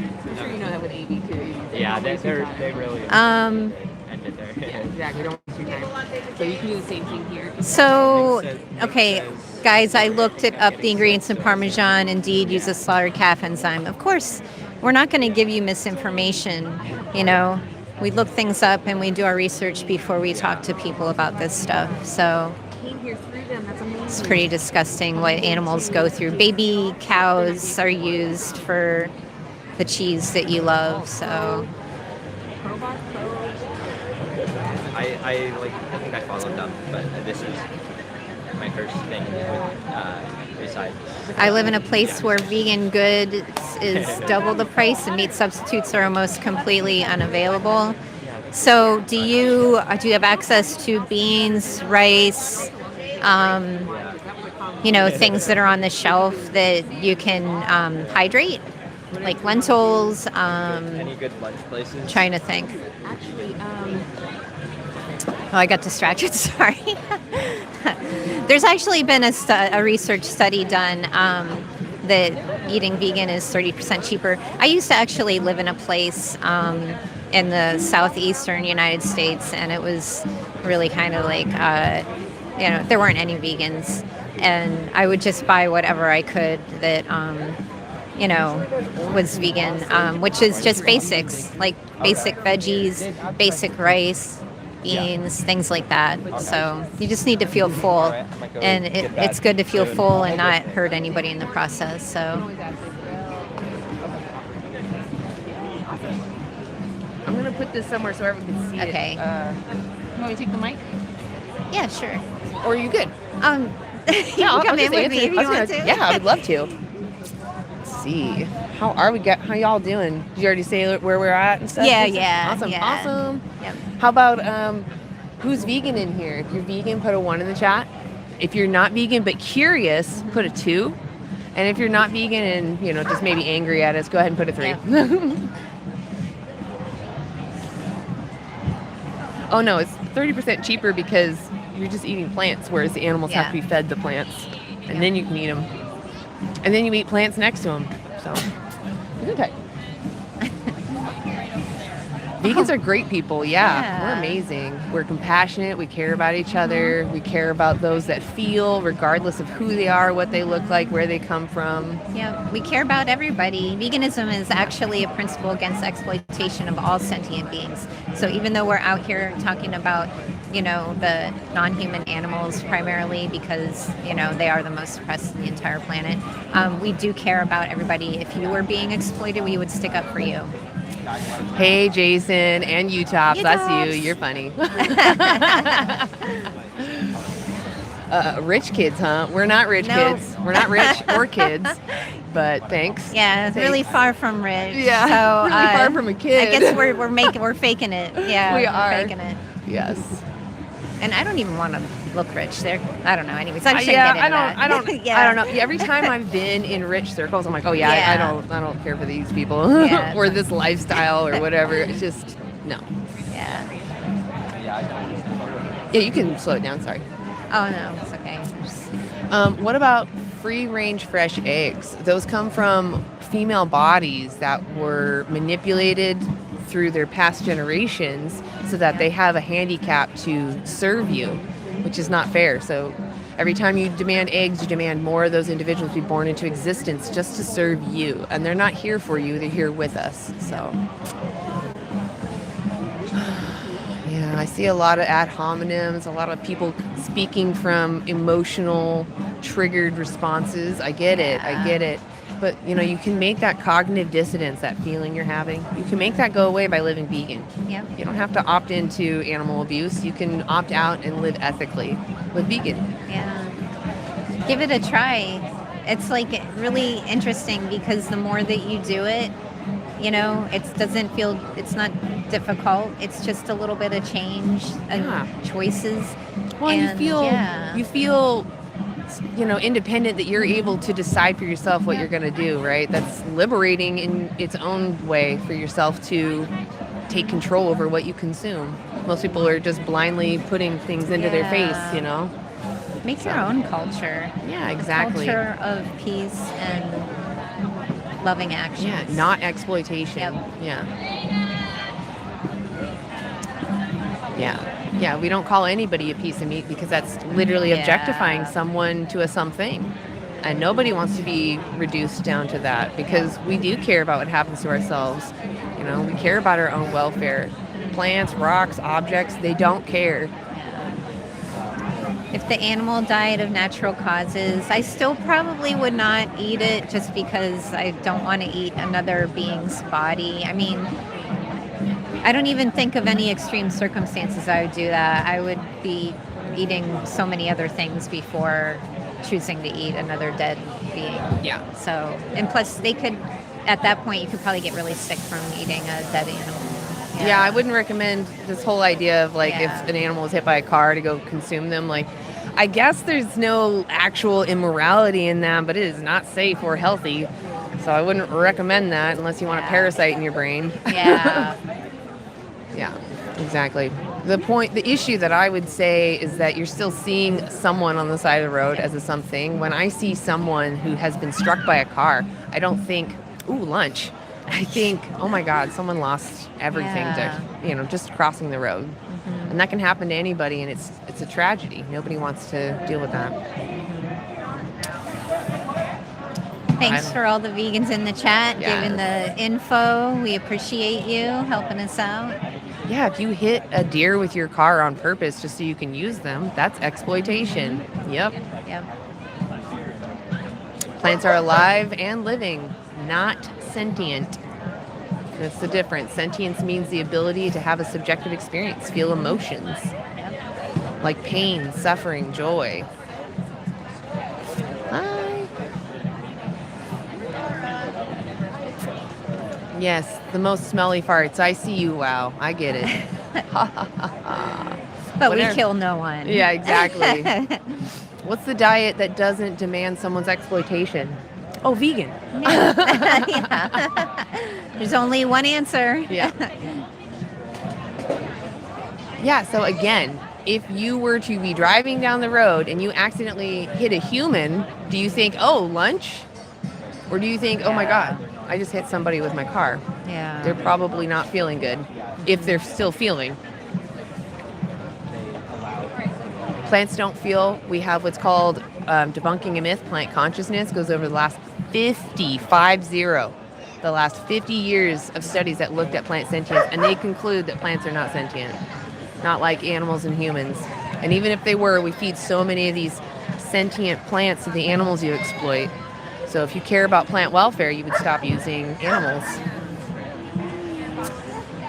Kale can absolutely give you smelly farts if you really eat a lot of it, or if you eat too much fiber in one day than you're used to. Yeah, I could see that making smelly farts. Yeah. It's really good though if you think you have an iron deficiency, put some kale in your smoothie, A or little eat lemon, some kale. maybe. Yeah, I mean, it's like, there you go. Yeah, a little citrus Yeah. with your dark leafy greens or your beans, because those also have iron in them. Plants are not sentient. They don't have a brain or a central nervous system. We just got done talking about that. They thought fish couldn't feel and crabs, but it was proven. Yep. It was proven. Yep. And again, if this is another like leading up to plant sentience, like, we just haven't discovered it yet. Again, we breed more plants into existence to feed to the animals you exploit. So you're literally doubling your harm. If we just ate the plants directly, we would reduce our land use. I'm just shocked by a shirt I saw. It was like a woman with like, you know, they usually have an animal with the stitches, and then it's like they're showing the different parts. It was a woman, like, but it was an animal farming advertisement, but it was a woman, like, in a seductive pose with her paws. Oh my was God. just bizarre. Wow. You gonna that go just hunt shows her you. down? That totally shows you that, That's like, sick. the connection between oppression. Exactly. Yeah. We look at women as usable, disposable, just here for you. Same thing with the animals. Yeah. And it's interesting that they found that crossover, and then they like dug into it. They're like, yeah, we'll have a naked lady that's got all the cuts written on her naked body, because those are for me to use regardless of what she wants, right? Man. Doesn't make sense to eat more plants even if they could maybe feel. Doesn't make sense. So I'm saying we would actually breed fewer plants into existence. A cow eats way more plants than you do. So you're subjecting more sentient plants to suffering. So if you can't, so there's a study on this. If you don't believe me, how much energy and resource it takes to bring animals into existence. Something called the trophic pyramid, right? We know every tier that you go up on that ladder, when the carnivore consume the herbivore, they lose 90% of that energy. So when we look at our land use, our agricultural land use, 83% of it is dedicated to animal ag for their space and their food. So if we stopped enslaving them, we could actually feed the entire population of the world and then some on a quarter of our current ag land. Do you see the difference? How fewer plants would be bred into existence? It's a huge, vast difference. So every time you use an animal, you have to give them more energy than what you get, because they're living, they're moving, they're thinking. That burns calories. Yeah. So you need to go look at the study. It's called Reducing Food's Environmental Impacts Through Producers and Consumers. Okay? Go look that up. It's the largest meta-analysis on the topic. Plants don't feel. Because the land is not suitable for growing crops. Did you hear what I said? We would reduce our ag land use by 75%. We don't need those lands that don't grow crops. We don't need to use them. They can be rewilded, is what I'm saying. We can rewild the land equivalency of North America and Brazil combined, and at the same time, I hope you're still listening, at the same time, feed 10 billion humans. Feed 10 billion humans, use a quarter of ag land, only, raise 92.2 billion land animals plus trillions of sea life. Which one's more environmentally friendly? Yeah. Which one's more ethical too? Right? This is a someone. Plants are not a someone. Okay, sorry. It just takes well, a you little had to bit of repeat, talking. yeah. Exactly. Sometimes we need to hear things a few times before we understand it, and it's okay to, it's all right. What is an axiomatic? What's axiomatic? Yeah, I agree. You probably are a moron. It's okay though. We're here to teach you, to give you information so you're not a moron anymore. The study is called Reducing Food's Environmental Impacts Through Producers and Consumers. Hunting is not ethical. Hey, Daniel, just want to say hello. And, we had our 1 year of AAUA, Yes. and Daniel, you've been with us off and on since we have been doing this too. When you we know? were not even in the market. Yeah, we were just like yeah, terrified to come yeah. in here. Yeah, So Daniel. you've been with us, Daniel. You know, I want to give a shout out to you thanks for being with us Absolutely. on the journey too. Yes, that's So- huge. That's huge. 1 year, guys. We've been doing this for 1 year. We are Yeah. awesome. It's sad that the system is this terrible that it's still going, but we're not going to stop. This 1 year anniversary shows that we won't stop. Yeah. Oh, and about hunting, the reason why it's wrong, that's a someone. Yeah. Even if they're in their home, you know, if you find them invasive, that's just a term that you've labeled them. You know, they're just trying to survive where they're at. They don't even know they're involved in your little game. Exactly. You know, it's kind of like cowardly to like hunt because you're hunting individuals that don't even know that you're trying to hunt them. Yep. It's absurd, you know, and it's unfair and it's unnecessary.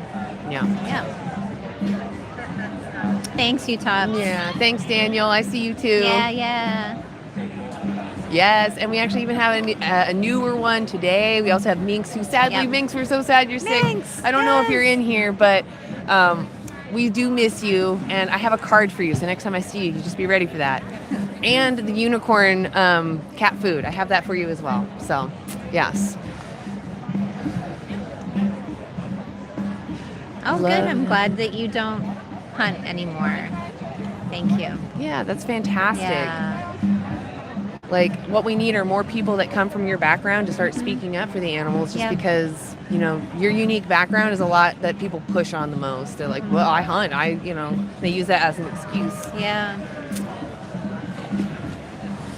Well, you're made of meat, Michael. Does that mean we can eat you? Pythons. Again, when you label someone as invasive, it's just because it's convenient for you to then, in your mind, go, well, I just wipe them out, right? When really they're a sentient being who cares about what happens to themselves.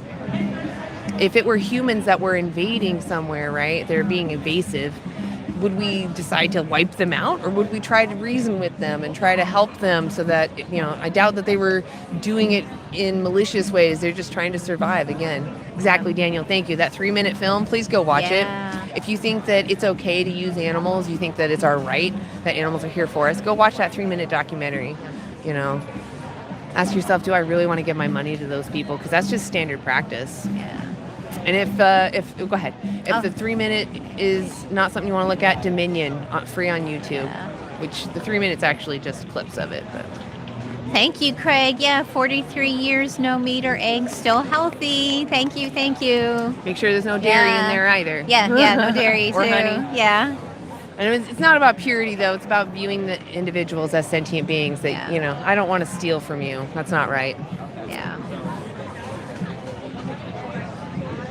All the buildings, paved roads, electricity is destroying the animal homes. Yeah, so if we stopped enslaving animals, we could rewild, and that would boost biodiversity, and all those animals would be free. Even honey. So a lot of people think about the welfare issues, like the queens have their wings clipped, and she's often artificially inseminated. Like 6 to 20 drones are crushed for their semen. Yeah. So even with those welfare things aside, it's still immoral to steal from someone, because bees are literally gathering pollen and making honey for their family, for their babies, for their community, not for you. And you come in and you wipe it out and you replace it with something else. Or what you're referring to are bees that we have artificially created to overproduce, and then you give the excuse of I'm only taking the excess. Well, you've manipulated their body so that they produce excess. That's not fair. I wouldn't appreciate that if that was done through my family, forcing people to rape each other just so that they have the perfect genetic code to overproduce something. That's not fair. I don't eat honey. I eat honestly syrup. I like maple syrup the most, but I also have sugar that I put in my coffee. I have date syrup sometimes. That one's got a little bit of you can taste the date in it a little bit. The other thing I really love, but I haven't purchased for a while, is apple honey. So good. Oh yes, apple honey. So it literally tastes like honey. It does sometimes have this aftertaste of apples, but it's so sweet. Well, it doesn't have, you know how honey usually has this kind of like, I don't know, it has this weird, it has the texture of honey, but honey to me has a kind of a aftertaste that isn't very good to me. And the apple honey doesn't have that. Yeah, it just has that nice sweetness, the same goo, and it does have a little bit of the apple fruitiness in it, just a little bit, but it is so good. So good. Just right. I think I saw it at Natural Grocers, but they definitely have it at Food Fight. Yeah, I don't know if they have it at other grocery stores, but something you can do, and I've been doing this lately, is I go to the information area in any grocery store, and I'll ask them, like, would you be willing to bring in this product? Because I would buy it from you. And a lot of times they do bring it in. So, like, I asked for Oatly milk, a specific kind of Oatly milk, and the Natural Grocers actually came through for me. I was like, hell yeah! Yeah, that's amazing. So yeah, you guys have a lot more power than you think. You can talk to those grocery stores. You can demand what you want in there. Yeah, honey is for the animals. It's for the bees that are creating it. Yes, exactly, Daniel. We're going to be fighting apple honey. We're going to be fighting over the apple honey. I'm going to be fighting with, who are you? Oh, I forgot. Yeah, Robert Davis. I'm going to get there first. Pam's going to fight you for it. Let's see, what to prevent all the rich people buying all the arable land and stopping poor livestock farmers becoming jobless. Yeah, so there's actually programs in place for people that are farming animals, because there is an issue with people getting locked in contracts and they're not able to do what they want to do. So I do hear that. I think farmers are one of the most oppressed. We have definitely multiple oppressed groups here. But there are programs in place to help them. There's transformation, which is the animal save movement, I want to say. Then there's transformation. There's Viva Farming, who they also help farmers transition from using animals to raising crops or even mushrooms. And then, the last one is by Rowdy Girl Sanctuary, and that's the Ranchers Advocacy Program. And that one actually started because Renee, I can't remember Renee's last name right now, but her husband was a beef farmer, and she got him to switch into a sanctuary. So, and out of that, they started to help other animal farmers transition away from using animals and living in alignment with their own ethics, growing plants. So, beautiful programs. If you're in that situation or you know someone in that situation, give them those resources. Transformation, Viva Farming, and the Ranchers Advocacy Program.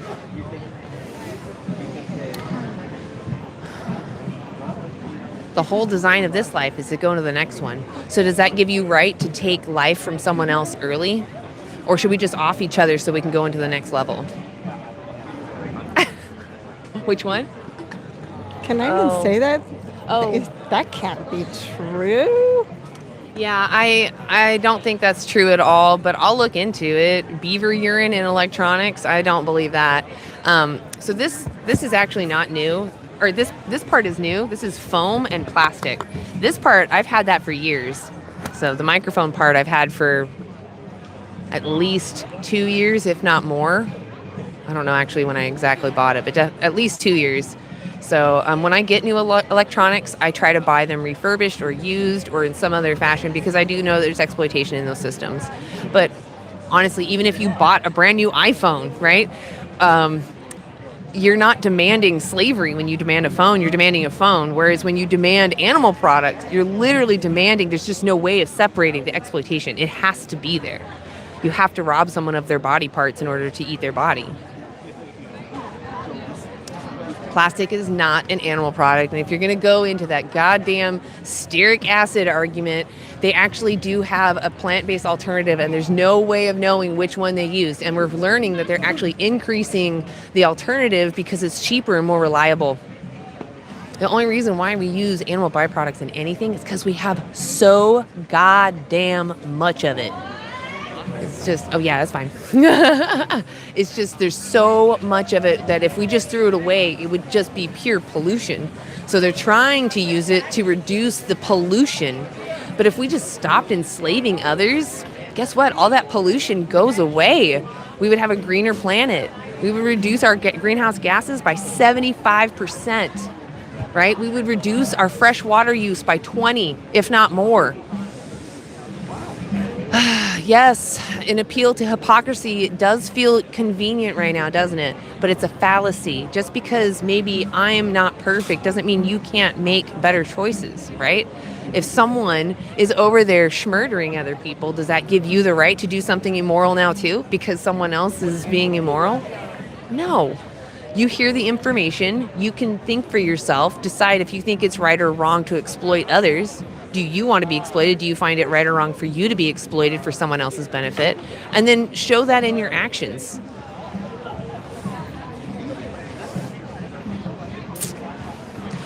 I totally would try lab-grown meat. It's awesome. I've already had lab-grown eggs, even though I'm vegan. They're great and work well for scrambles and baking.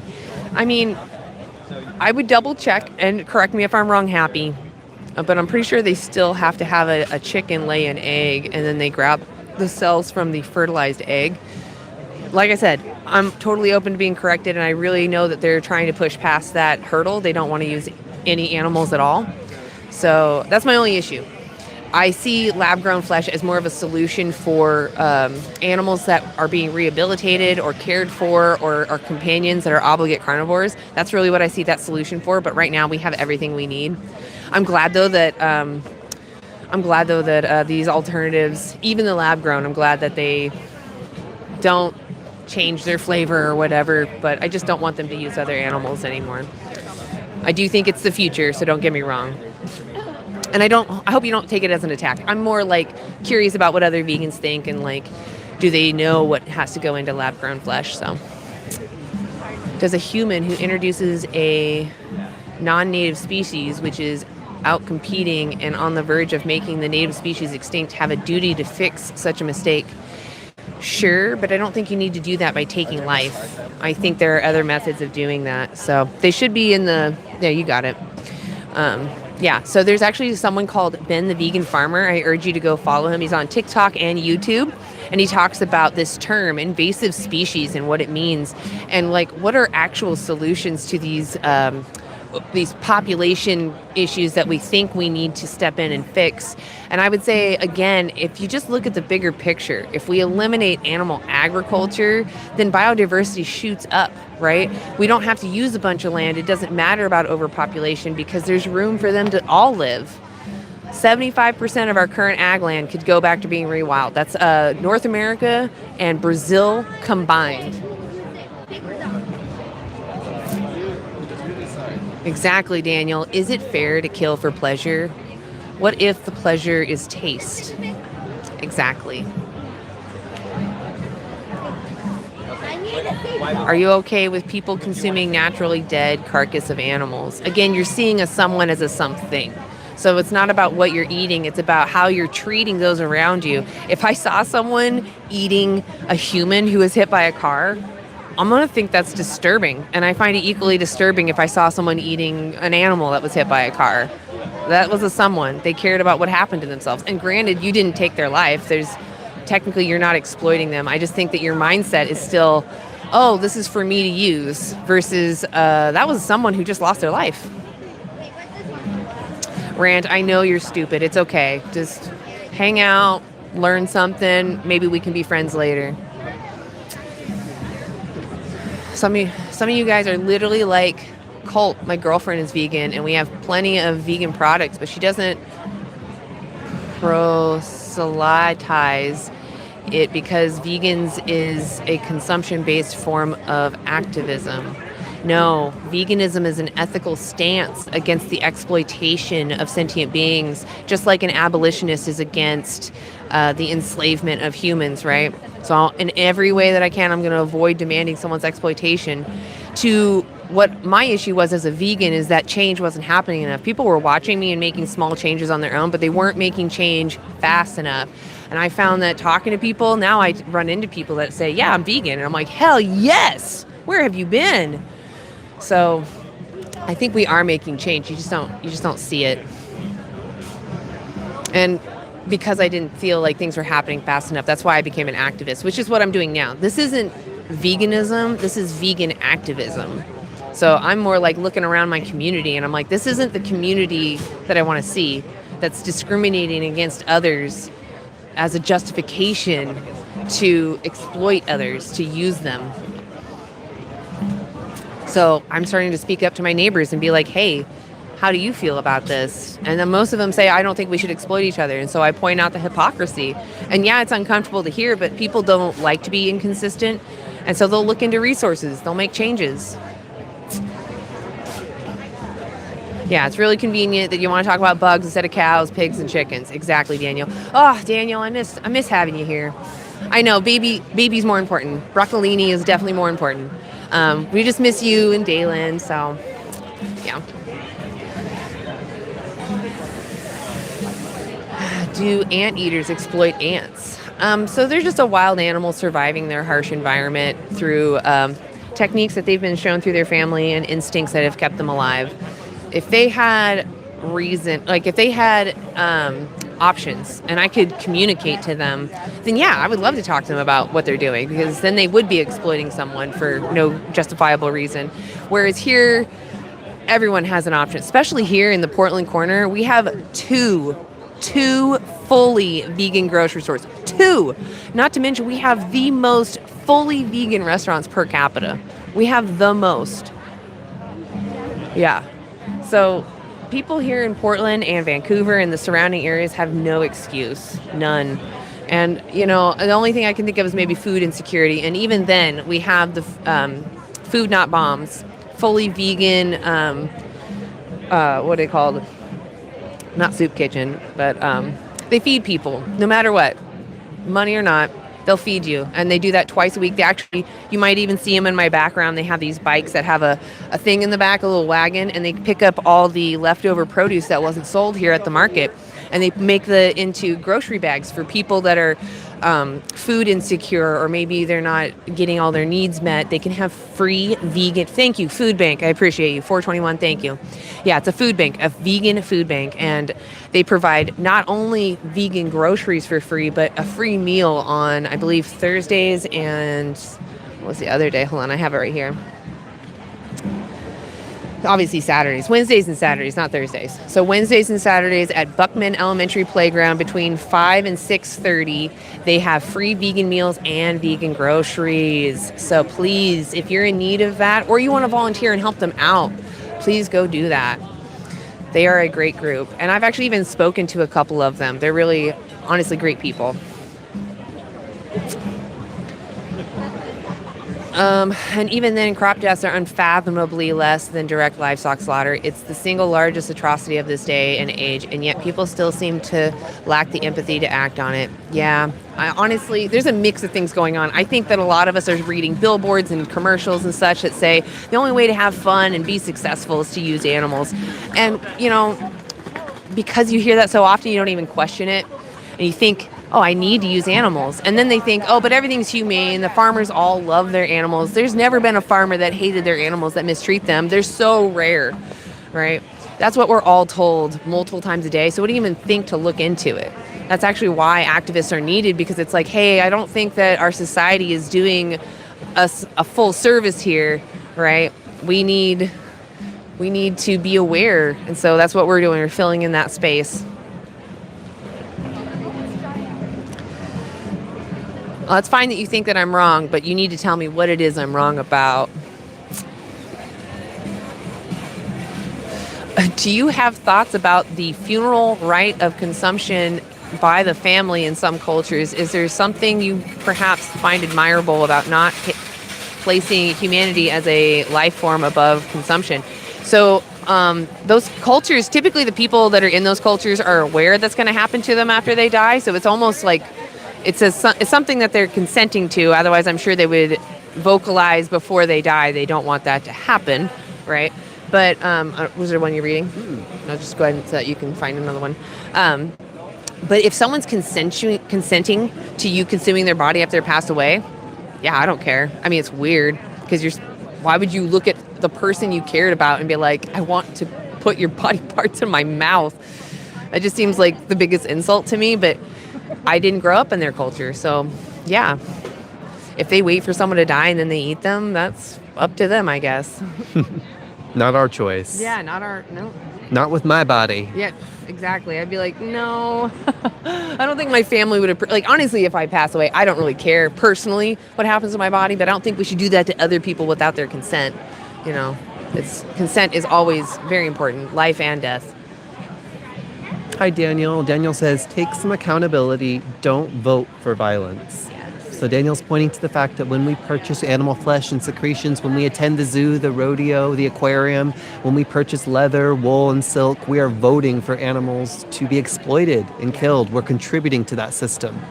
Do we want to contribute to something so violent? Do we want to contribute to putting another animal in a position that we would never want to be in ourselves? Let's talk about it. I saw someone comment about my earrings. These are not real bees. They're glass. It's all I know. Like why would I wear earrings that have someone in them? That would be so disgusting. Yeah, no, they're glass bees. Somebody says humans have moral agency. The wild animals that need to hunt in order to survive do not. You have the capacity to choose between right and wrong. Use it, people. Another important point is that wild animals don't go to Wincos and grocery outlets or other grocery stores. They don't have farmers markets or access to growing their own plants. They're living in a very harsh situation and having to commit violence and use other animals' bodies to get their basic caloric needs met. You and I are not in that position. We have access to all of those things. And if we don't need to contribute to animals being exploited, used, and killed and commodified on our behalf, why would we? Exactly. If you don't want to be commodified and exploited, what makes it okay for them? Somebody says zoos. What about zoos that are based on education and breeding animals to be reintroduced to the wild? So we are not saviors. We're not the saviors for other animals. We do not need to play God and try to breed animals to re-release them. If you want to talk about the animals that are sick or maybe injured or can't be living free in the wild without human intervention, we should convert those facilities into sanctuaries where humans aren't paying to come and gawk at these animals and get entertainment out of their captivity and suffering. Yeah. That's a better alternative, don't you think? Yeah. All right, so could you go ahead and tap, like, and share, engage? Let's get some non-vegans in here to learn about veganism. I appreciate all you vegans. You're very active in here. I really do appreciate all your hard work in here because non-vegans can be exhausting. So thank you for being here. And thank you to non-vegans even for talking with us because it does take someone stepping outside of their comfort zone to start asking questions. So thank you for being curious. Those other non-vegans that are just upset and throwing ad hominems, we see you. We also know that your fifis are hurt and you're just trying to lash out at us like a coping mechanism instead of addressing the actual issue.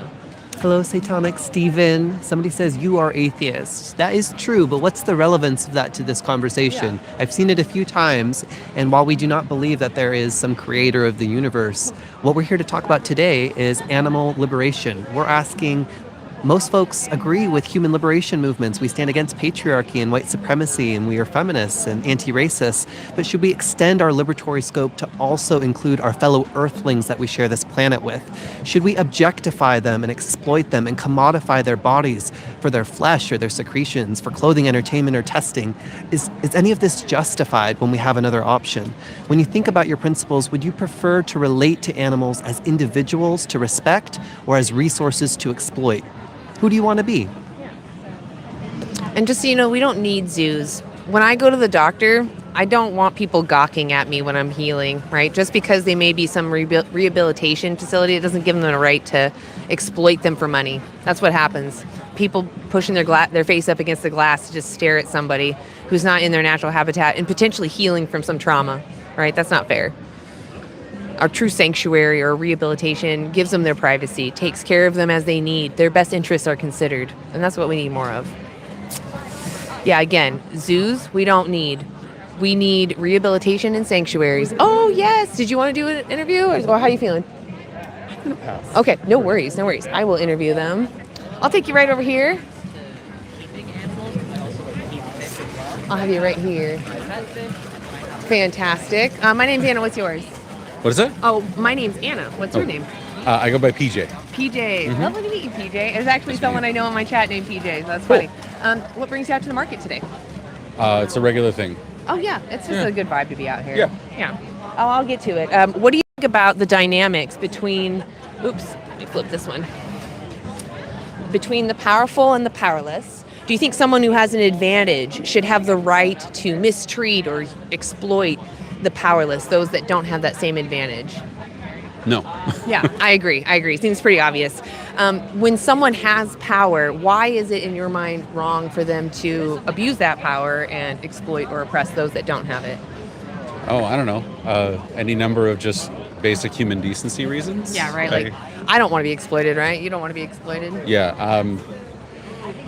Oh man, I think I'd probably sum up my view on the topic as this. I'd say.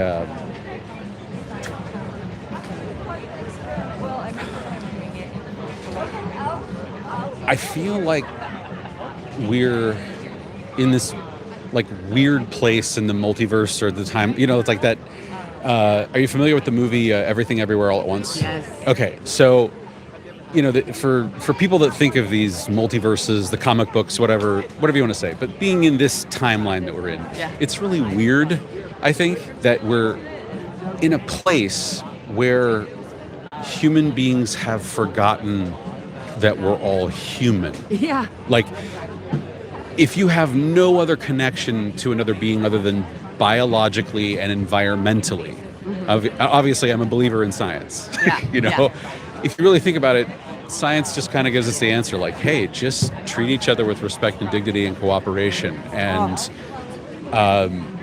well put. Yeah, all of the things that I see, and here's the thing, including social media to some degree, right? It's like, I'm glad to see people like you who are trying to interview and get perspectives.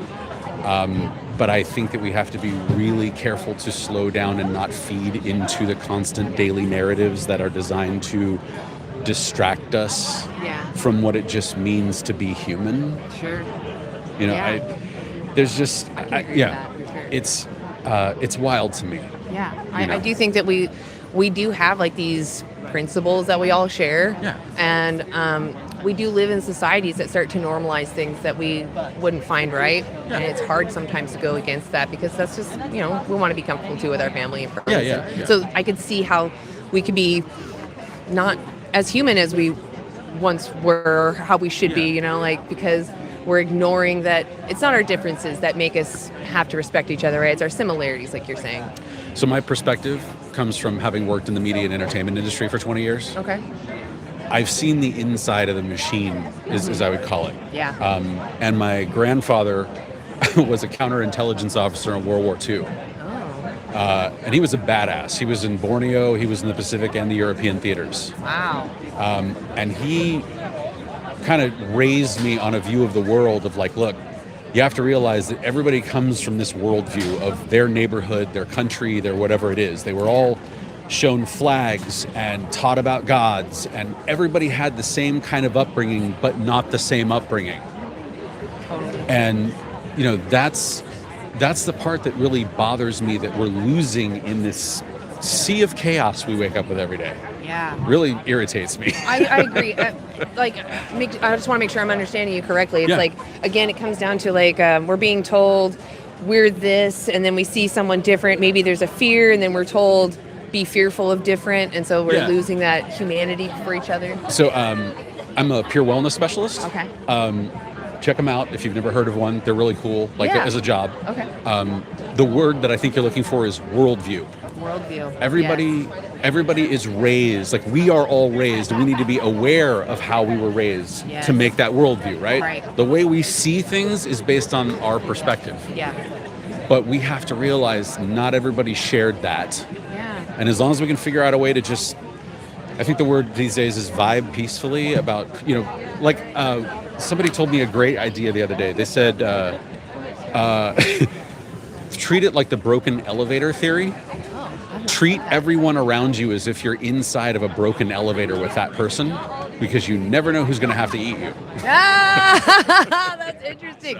Well, that actually brings me to my question. Yeah. So what do you think about, when we've been talking about the powerful versus powerless, what do you think about when it comes to the dynamic between humans and animals, or other animals, I should say?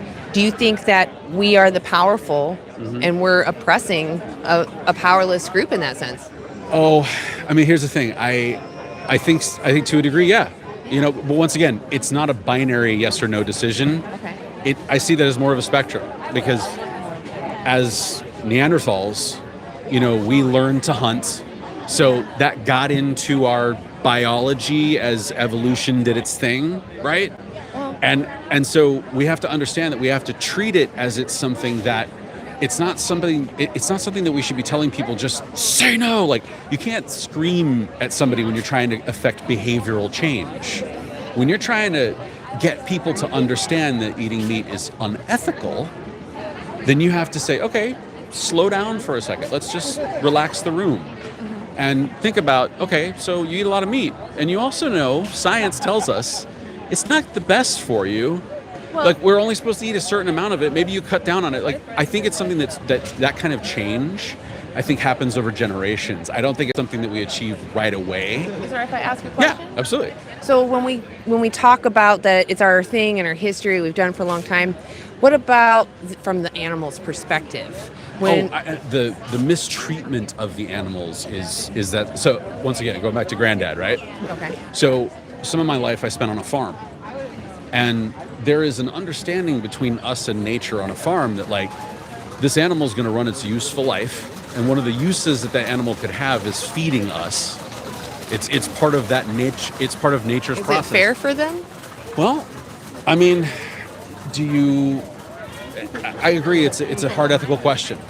Well, that's what it comes from. It's not, I don't care what you eat or what you do. I want you to do whatever you want that makes you happy. Right. But when it comes to using animals, it's more like, it's not you that I'm talking about. It's more like these individuals care what's happening to themselves. Yeah. Is it really necessary that we take everything away from them just so that we have comfort? Yeah.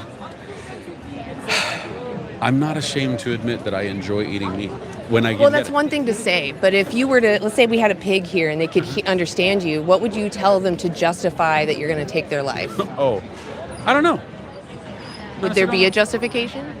Honestly, I can't find one for you, but I also don't think that that's my job to do that. Well, if you're, do you know your part in it? Do you know, like, why I'm talking to? Why would someone who's vegan want to talk to? So here's the thing: is it safe to assume that the reason that you're asking me this question is because you're supporting PETA or another? Oh, no. No, okay. We're actually anti-animal use. We do our own outreach. You can see most of my group right here. Yeah. So here's the thing: I would love to work with anybody on a future where animals are not killed.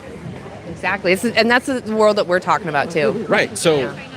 So here's the thing, it's like... To be clear, though, that's not what our principle is, but it is a perk of what we're doing, because we're against exploitation specifically, not harm. Gotcha. So, yeah, I mean, I guess what I'm not understanding maybe is I don't know why the questioning goes towards equating an animal's behavior with that of a human or with a... Oh, I'm not equating them. Oh, well, I mean... I guess I'm just not sure why you're asking me that question, because I'm just like, I'm a meat eater, and I'm against the exploitation. Why should we as humans respect each other regardless of our differences?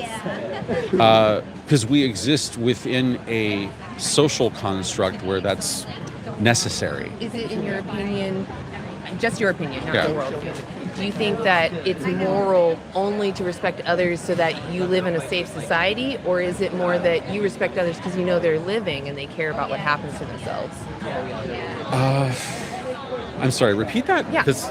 Do you only respect people because it benefits you, or do you respect people because there's a person inside of them that's experiencing life and cares what happens to themselves?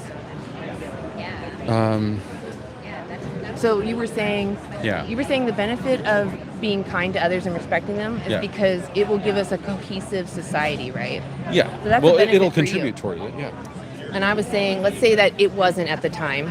Would you still respect others, even though you wouldn't get a benefit from it? Yeah. Yeah.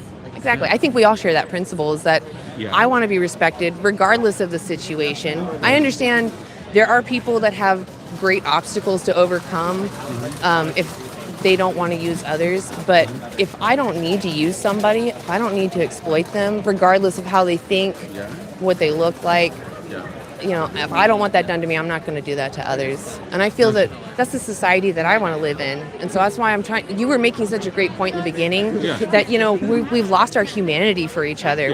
We've started to focus on our differences instead of what's similar, which is that We just want to live and be happy and comfortable and just, enjoy life. And I think that we've kind of forgotten about other animals, that they also feel those things. And we've actually demeaned them to think, oh, they don't have emotions, they don't have feelings. But we actually have evidence that they do. Yeah, I mean, like I said, so here's the thing. I'm not much for the intellectualization of stuff, so I don't. I'm more of a feelings. I'm sorry if I overwhelmed you. No. Okay. I'm more of a feelings person. Okay. So let me put it this way. The time that I spent on the farm, I've hugged baby goats, and spent time with animals when they're sick, and babied them along with chickens and that. Yeah. So I do believe that. So, however, I guess in the end I'm just a well-spoken Neanderthal, but there. Well, it's more like I'm not judging you for past actions. I'm more saying what's stopping you from walking away here and no longer purchasing animal products, like regardless of what you call yourself. Honestly, just the disability. Because there's the thing. What is it you need from animals? It's where I get some of my protein, and I deal with chronic pain every day, and every once in a while I want a taco or a burger or something like that. I eat everything that I used to eat, I don't just like vegan. The taste of them. So who has it harder, your taste pleasure or the one walking into the slaughterhouse? That's why I said I'm a well-spoken Neanderthal, and I'm not apologetic for it. So you're okay with exploiting others then? No. See, we're talking about how people shouldn't treat each other differently, right? What we're talking about. Can I ask you just one last question? No, I want to ask you. What is the morally relevant difference between them and us? What makes it okay? Remember when I said earlier, I don't see this as a binary yes or no. What makes it okay for you to use animals from here on out? That's where I landed on the evolutionary ladder. I'm sorry. That's not true. You can thrive on plants. Are you human? Are you human? I'm absolutely cutting Humans, down on the meat in my are diet. you human? Okay, see, this is what I mean. You want an argument for these people. No, and I don't. And actually, I actually prefer. No, I've actually had a lot of good conversations today. People being open-minded, willing to look at resources. Because let me give you an example. Let's say I had a dog right here. I know, I hear you. But I want you to hear me out because you sound like an honestly empathetic person. Let's go. I only talk to you this way. I genuinely respect you. If I had a dog here and I had a tradition in my family of kicking this dog for fun and exercise, would you find that moral? Of course not. Exactly. Why? It's pain. Yeah, the dog's feeling pain. They're experiencing something, right? Yeah, I can kick something else. That's the same thing when it comes to our food. We don't need to consume them. We're literally escalating the violence by we're making them have families and then ripping those families apart. Are you, I'm just curious, I have to ask this. Please. Are you this enthusiastic about causes like the war in Gaza? Yes. Do you think that human rights should be trampled on? So here's the thing. I am terrified of what's happening in Gaza right now. Well, how are you demanding? No, I need you to stop for a second. Hold on. No. So human causes, you understand that Gaza is a bad situation, right? Those humans are being exploited. They can't hear you. So it's only the microphone. Okay, I want to be clear that you don't demand that people in Gaza be tortured and abused, right? But you do demand animals be abused. That's the difference. You can advocate for Gaza and be vegan.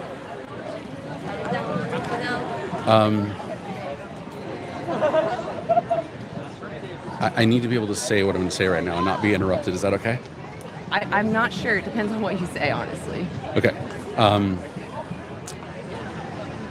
I have a pretty bad life experience, okay? I know the difference between violence and torture and quick death. And I know and understand the difference between the levels of fear and pain and all of the emotions that one can experience in situations of violence. Mm-hmm. I have lived experience with those things. Why would you force that on someone else? No. I find you questioning my humanity based upon that. You're questioning other humans' humanity. I said, please don't interrupt me. Well, maybe we should just end it here because I don't think you're actually being receptive. So, do you want a card? Sure. I do appreciate that. You can rewatch this. A full clip of this whole thing. Yeah, if that's okay. Yeah, if you actually go to this website, at the top says we're live, and you can watch the whole thing. Thank you so much. Yeah, I appreciate you taking the time. It does take it's a hard conversation. Would you be willing to watch a 3-minute documentary on there? Oh, of course.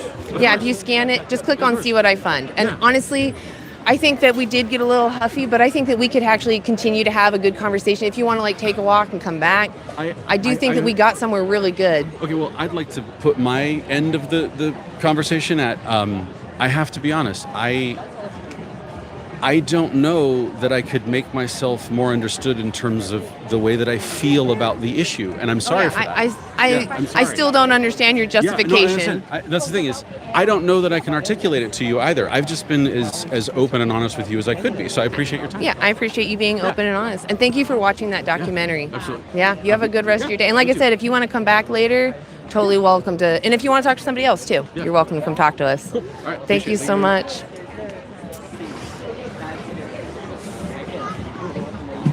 Yeah.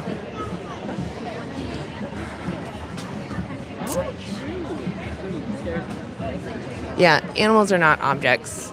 They're not here to be used by us. Am I the bigot? That's okay. Honestly, if I was the animal and I had someone advocating for me, that's what I'd want my advocate to say. There's no excuse to use her. You have no rights over her body. I feel like I was still even too nice. So it's important, to remember why we're here. We're here for them. Doesn't matter how uncomfortable we are in our certain conversations. Hi, do you want to interview? I don't know if you're really good. Are you sure? Okay, I'll take you over here. Awesome. I'll have you stand right there in that block. Awesome. Lovely. So I'm Anna. What's your name? Oh, hi. I'm Victor. Victor? Yeah. Lovely to meet you. What is up? What brings you out here? Trying to get some coffee, some pierogi. I need some more coffee. Yeah, Yes. me too. Yes. It's the eternal struggle. Yeah, exactly right. Like, wake up. Yes. So we're just asking people about the powerful versus the powerless. Yes. Do you think? Oops, sorry, I just don't want you to trip. Do you think the powerful should have the right to oppress the powerless? What is right? Oh, yeah. So I'll be a little more clear. So do you think someone who has an advantage, maybe they're really smart or they're really strong, do you think they have the right to do what they want or use whoever they want that doesn't have that advantage? Well, I think that they can. Yeah. Whether they should, probably not. Yeah. I agree. Generally speaking. Yeah, I agree. It's an abuse of power. Yeah. And as someone who doesn't have a lot of power, stay away from me. Yeah, exactly. That's how I feel too. Yeah. Yes. I don't care how much power you have. This is me. Exactly. Yes, I see. So, what in your mind makes it wrong for someone with power to exploit, if you will, someone who doesn't have that power?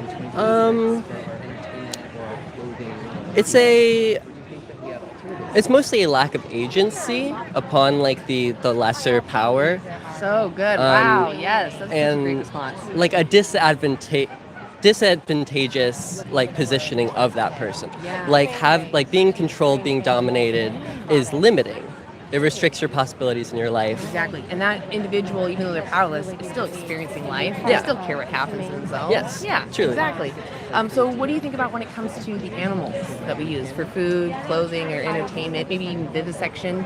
They have a pretty bad time of it, pretty universally. Would you agree that we're oppressing the powerless? To be sure, yeah. I mean, non-human animals are very much alive and very much people. Yeah, non-human animals. I don't hear that often from other regular Joe Schmo people. Well, they deserve some consideration, I think. Yeah, exactly. Are you vegan?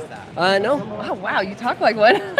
No, I just know words. Yeah, do you know what veganism means? Of course. Reflect to me what you understand. Just refraining from any kind of animal product that involves the extraction of the body or product of an animal. Yeah, it's about, so it does, that is kind of like a perk of it, is that we reduce harm, but it actually comes from this stance to not be for someone's exploitation. I'm ethically against demanding someone's exploitation. Yes, ethical veganism. Yes, exactly. Does that align with your own values? I definitely agree with it. I would support that position. I struggle enough eating as it is. I don't really mind like the outcome, I think, is less important than the process. Like I Okay. think like the industry that produces all this stuff, like the animal agriculture of it, is really damaging, really harmful. Yes. Like in a wide and systematic way.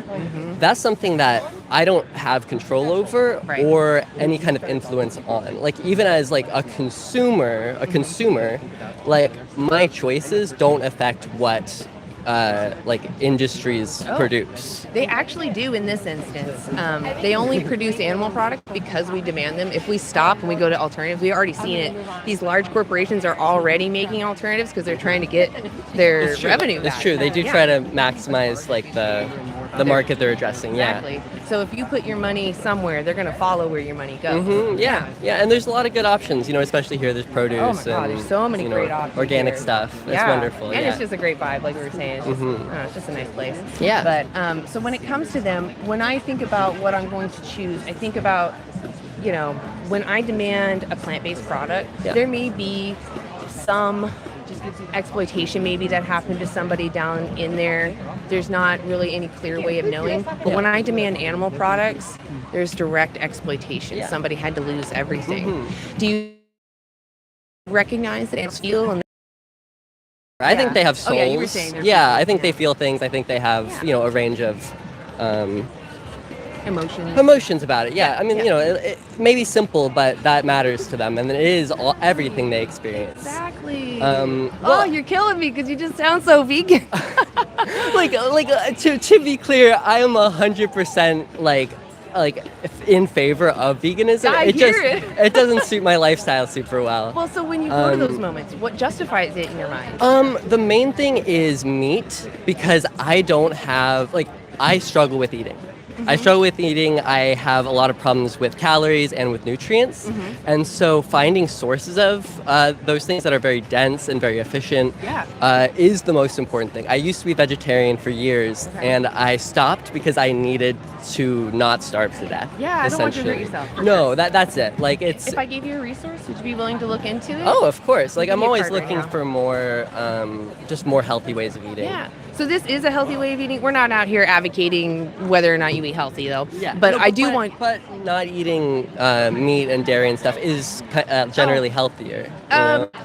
Actually, it's kind of mixed. You can be healthy and consume animal products. Yeah. You can be healthy and not consume animal products.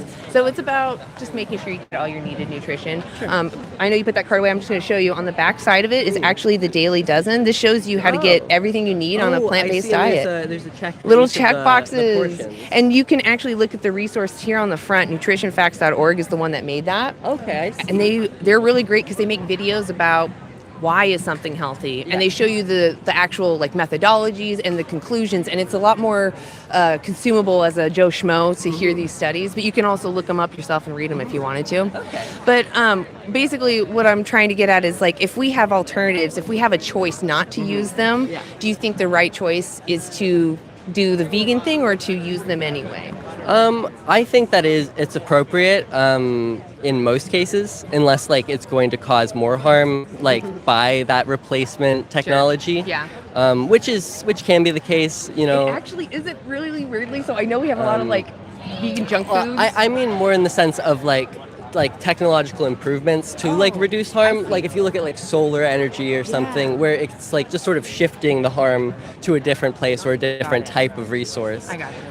And I don't know how much that happens with food, but it's something to at least consider. Our current system right now, we release so many greenhouse gases. We're using 20% of our fresh water and 83% of our agricultural land just for animals alone. Yeah. Just for animals. Producing feed. Yeah. What was that? Producing feed for livestock Yes, and the exactly. land for cattle. Yeah. Yes. And I mean, all the other land animals too. We raise 92.2 billion land animals to be slaughtered every year, and we have to feed them.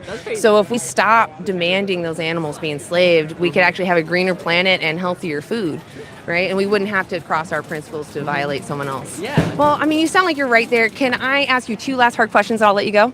Yes. Well, I have a couple Oh, questions please, for you, go in ahead. fact. What are the limits of your vegan ethics? Okay. How do you feel about honey from bees. Yeah.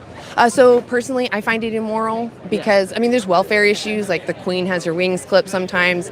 She's artificially inseminated. They have to squish, I think it's something like 6 to 20 drone bees to get the semen to inseminate her. But even if they don't do that, bees make honey for themselves, their community, their family. And we come in and we just take it for what? You know, a sweetener when we could use sugar or maple syrup or date syrup or apple honey. So I think because we have all these other alternatives, there's no reason to enslave bees. It takes them their whole life to make the 1/12 of a teaspoon of honey. Yeah, so. yeah, it's a little brutal for them. Okay, that makes sense. Thank you. Do you want to? Oh yeah. So my second to last question was, would you be willing to watch a 3-minute documentary on your own time? Yeah. It just shows you standard practice. If you're willing, I really prefer everyone watch Dominion because it shows you. Have you seen it? No. It's just a documentary. It's free on YouTube, but it goes over all the animals and their standard practice. And I think something that is hidden from us is just what has to happen. And some people are accepting of what happens, but it's important you know, right? So when you pick up those packages, you're like, I'm asking that someone went through this. Yeah. So it's important as consumers we're aware. If for example, this is grotesque, and I'm sorry I'm going a little long. If there was baby flesh on the shelf and I saw someone pick that up to go purchase it. Oh, don't get me started. I firmly believe that human meat is vegan. Well, you know, you can make some arguments. I would make that argument, and nobody likes it, but I think that's an interesting angle to it. Is it a reference to the rich? No, well, yes, to be sure, but like there is a there's a valuation of like the human body that isn't present with animals. Okay. So it's like if you're willing to eat like a pig or a cow, why aren't you willing to eat a dead person? Yeah, I agree. Like there's a level of like respect to it. Like when I eat animals, like I do it with like a sense of gratitude and respect. Like I feel like it doesn't do anything for them. Oh, I know it doesn't do anything for them, but like I appreciate that they suffered in a way. And with people, it's kind of the same. Like I have a respect for a human life and a human body, but if I were to eat one, I wouldn't feel weird about that. Okay. That's fine. I mean, as long as you're getting consent. Yeah. That's all that I care about. Yeah. I have no problem with that. Awesome. Well, and then my last question is, how many more animals do you want exploited for you? Is it more than 0? Certainly not. I mean, it would be in the negatives. Hell yes. I love it. Okay, that's perfect. That's all I wanted to ask. I think that we all share these values. It's just that many of us aren't living in alignment with them. And it's not that we're bad people. It's just maybe we're not aware or we haven't been asked, so. Yeah, no, like their lives are worth more than all of ours. It's just a brutal grinding hellscape. And we live in a society, to be sure. Yeah.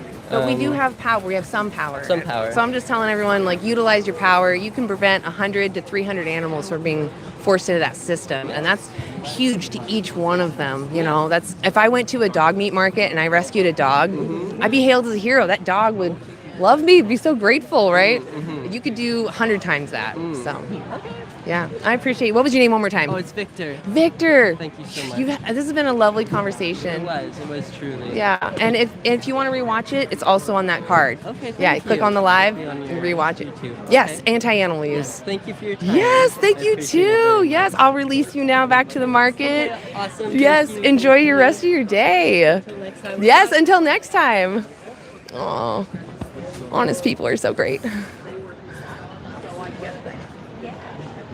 Let's see.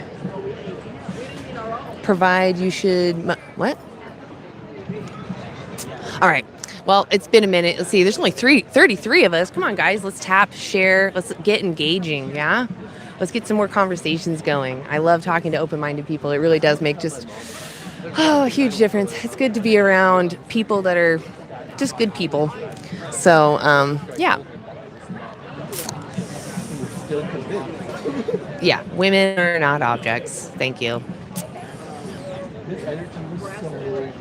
Why are you guys so focused on an operation that isn't even happening on screen? I just don't understand. Hey, Jason, good to see you. I know I said hi earlier, but, hi again. And you, Tops. Thank you. I appreciate it.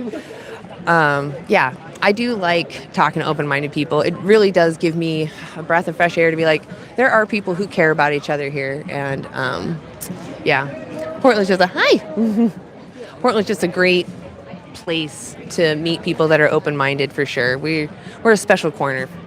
So make sure you're tapping, liking, sharing. We're here in beautiful Portland, Oregon. The sun has finally come out, and we're trying to have conversations with people about their ethics, talking about what they think is right and wrong and how we should treat each other. And I think we all share this principle that we shouldn't exploit each other. We don't want to use each other if we don't need to, because we don't want to be used unnecessarily. So. Hello, Jason Goot. Hello, U-Tops. Thank you to the vegans and the mods for being here and helping us keep this chat somewhat free of bigotry. For anybody who's joined recently, we are here in Portland, Oregon at the PSU Farmers Market. We're here engaging the public as well as those in the chat around the question of animal ethics. We're asking, is it fair, is it justified to exploit animals for any reason when we don't need to? Would it be more justified or would it be more fair from the animal's perspective for us to, for instance, pick up the tofu or the mock meat rather than the piece of an animal who was exploited? Exactly. These are the type of questions we're asking, so engage us in the chat. Yeah, we'd love to answer some of these questions. We're here for the animals, but we also want to help you. Hi, another damn vegan. It's good to see all the vegans. To anybody who's not vegan in the chat and who's open-minded, I want to ask you, what's your justification for exploiting animals for their flesh or for their eggs or their milk or for maybe in zoos or rodeos or for testing or leather or wool? What would justify exploiting animals in any of these realms when we have an alternative in each of them? Yeah. Yes, spam the green hots. I love them. Hey, Fly Sensi. Hi, Vegan Anthem. Everybody who's here, keep double tapping that screen. Share the live as well. We're going to be here for almost another hour, so do share it to your favorite vegan chat if you know some folks who want to listen in, or to your favorite non-vegan chat. Maybe they want to listen in too. Yeah, come on, bring them over. Make sure you tap in that screen, you're liking, all of those good things. Let's get some peeps in here. Appreciate all your efforts. Thank you, everyone. Thank you for being here. We're looking for another conversation. Sometimes we have some time in between. So while we're waiting for the next conversation, we want to know what's holding you back from being vegan. If you're vegan and in the chat, put a 1. If you're not vegan but curious, put a 2. And if you're not vegan and a butt, you can put a 3.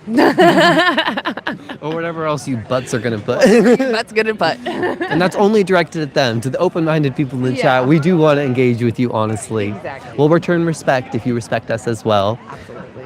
Somebody says, do you guys work out? So I go on walks, I go on hikes, I walk the dog. I'm somewhat active in that way, but I don't bodybuild, I don't lift weights. I don't eat with intentionality like bodybuilders, whether they're vegan or not, do. So that's my personal experience.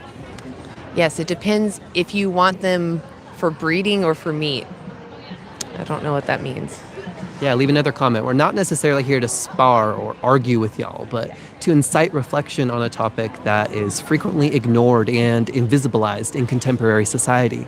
Many of us don't ever consider these ethical questions, and we're here to bring that question from the background or into the foreground. We're here to bring it to the front stage so that we can talk about it.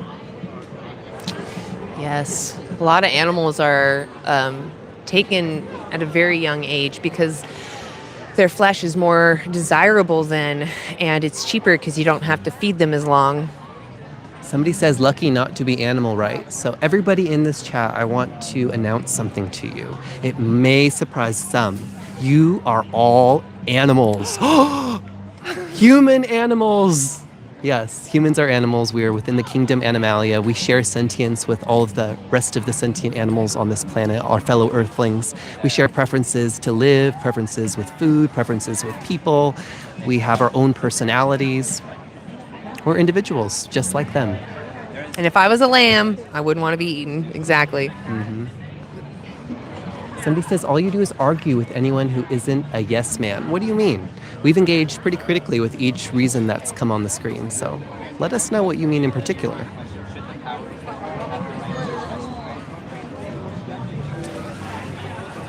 Thank y'all for being here at the PSU Market in Portland, Oregon. Looking for another person to have an on-camera conversation. Should make things more interesting here soon. I'm curious what I said that dropped our views so hard. Where did everybody go? I was looking at that too. Yeah, what happened? We did have a ton of people. Well, if y'all could, just make sure you tap that screen and make sure you share if you can. We appreciate you commenting. It does do a lot. Thank you. I'm an atheist. Don't make me pray to the YouTube gods. Right? Just share the live. Just share the live, please. Exactly. Yes, I know that vegan teacher. I do know of her. I think she's another activist. She's doing it her own style. And you know, maybe you don't agree with her style, but she's speaking up for the animals. And honestly, I just want everybody to do that. Vegans, I want to ask you to spam green hearts in the chat. Spam green hearts. Somebody asked, but I would like to be treated well. I'm not sure exactly what you're referencing here, but even if somebody treated you well, would it be acceptable or justified? Would it be fair for them to exploit you for your body, to violate your body when they didn't need to, even if they treated you well beforehand? If not, if it's not okay, even with good treatment, I want to ask, what's the difference between myself and a cow that means it's okay to treat them well than kill them, but it's not okay to treat me well and kill me? What does BC mean? BC? They went BC of that conversation. Maybe. They went because of the conversation with the old man? I don't know. Okay. I was just trying to understand Didn't make a lot of sense even when we read it as because, Yeah. so. That if you're talking about the last conversation, we did have some contention, but I think we still left on a positive note. So we can at least acknowledge that yes, this is a touch.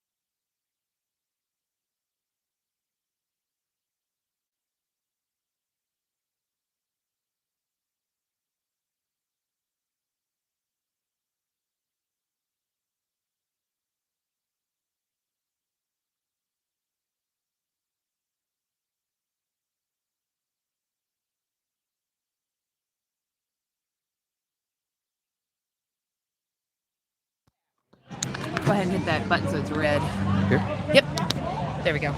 All right, testing. Let us know if we are reconnected so that we can start up this conversation again. Let me know. Can you hear me? Sound back. Yay! All right. Jason Goot says like and share. Yes, please do double tap the screen. Everyone here, double tap that screen. Vegans, maybe spam some green hearts as well. Share the live if you can. We're trying to get some more viewers here so we can increase the volume of our megaphone. That's what we consider YouTube. It's our megaphone to expand the reach of this message.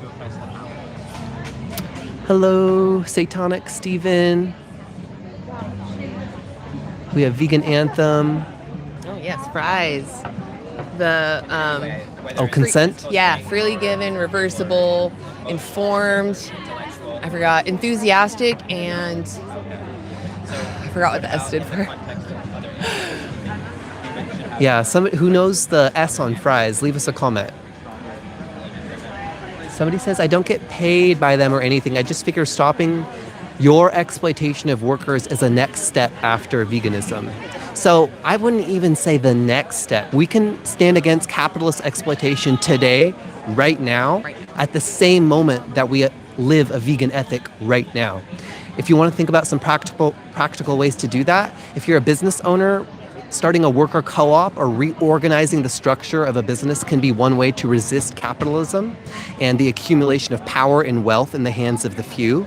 You can also try to source your foods, your products, what you do buy, what you do consume in this consumer society from worker co-ops as well. It just gives power more directly into the hands of the people who are doing the work, rather than in the hands of capitalists who exploit labor. Does that make sense? All right, veteran vegan. It's specific and enthusiastic. That's the last one. Oh, no, the S. Maybe just specific. Oh, specific. Yes, I think you're right. I think it is specific. fries specific. Thank you, all.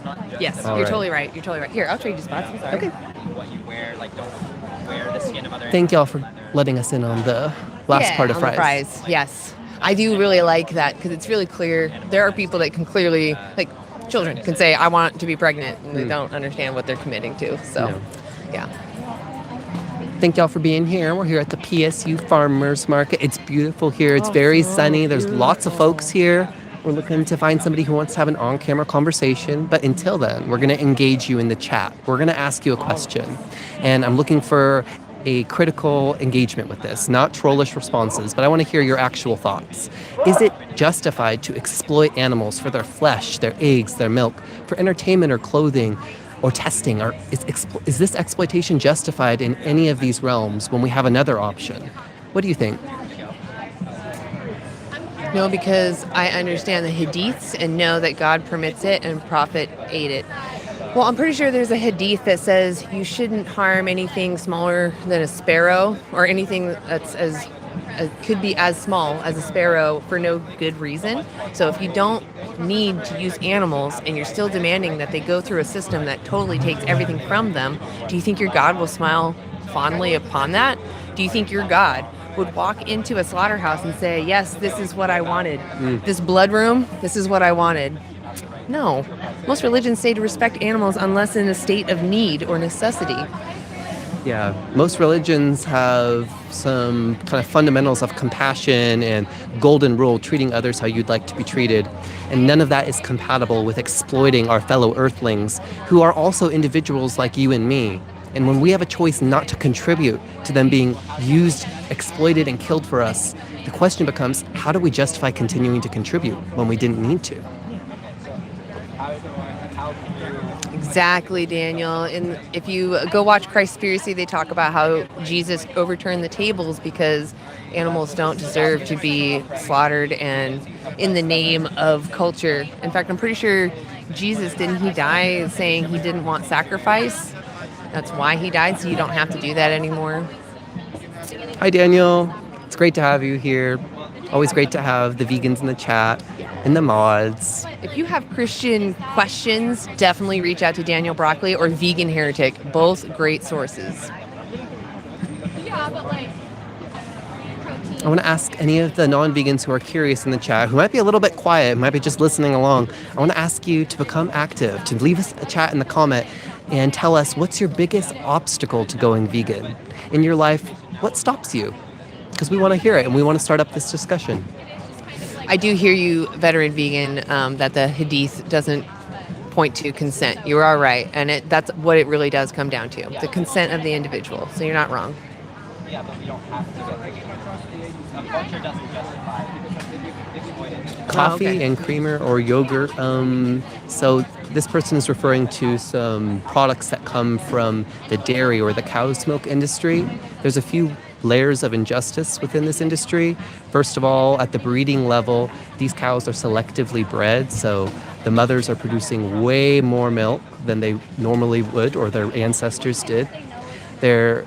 All of the males are exploited as well. The baby males are frequently killed at their first day of life. If not, they're raised for veal. And these mothers are consistently impregnated against their will in a practice called artificial insemination, just to carry a baby for 9 months. And then when they do give birth, that baby is ripped from them. They're very maternal creatures, and their baby is stolen from them so that the breast fluid that was dedicated for that baby could be put in jugs in our grocery store. I just want to ask, does any of that seem justified when we do not need to drink breast milk of cows as humans? The only breast milk we require is human breast milk when we're babies, and we could also find an alternative if we didn't have that. I keep seeing a lot of body references, and I just want to say, there are vegans of all shapes and sizes, and we are the body types that we prefer to be. Mm-hmm. So when you are ad homing our bodies, you're just literally being an asshole. Mm-hmm. You're confessing to us that you don't have any responses to these critical questions that we're engaging respectfully with you. Yeah. And you're just confessing, I don't have a response. I'm just going to attack you because my position doesn't have substantive grounding. Yeah. Yeah, I was gonna say, like, if you saw Daniel Broccoli, he could do a flip right here on camera, and it takes a lot of strength to do that. Look up that chip guy. He has huge muscles. Look up vegan bodybuilder on YouTube. There'll be so many folks who have figured out how to live plant-based and live a vegan ethic while also cultivating this hobby they have. Exactly. Exactly, Satanic Steven. What kind of adult drinks breast milk from a cow? Daniel says that would be horrific if we had to exploit animals to live. I agree with you. The situations in which humans are in harsh circumstances and they're forced to exploit and kill animals in order to meet their basic caloric needs, those situations are terrible. In the same way that it's terrible when a human plane crashes in the Andes and those humans are forced by circumstance to eat their fellow humans. All of these situations are horrible, but what we're talking about is a situation in 2026 where we have access to grocery stores and farmers markets or growing our own food. And when we have another option, we're asking what justifies continuing to contribute to animals being exploited and killed for us. Let us know.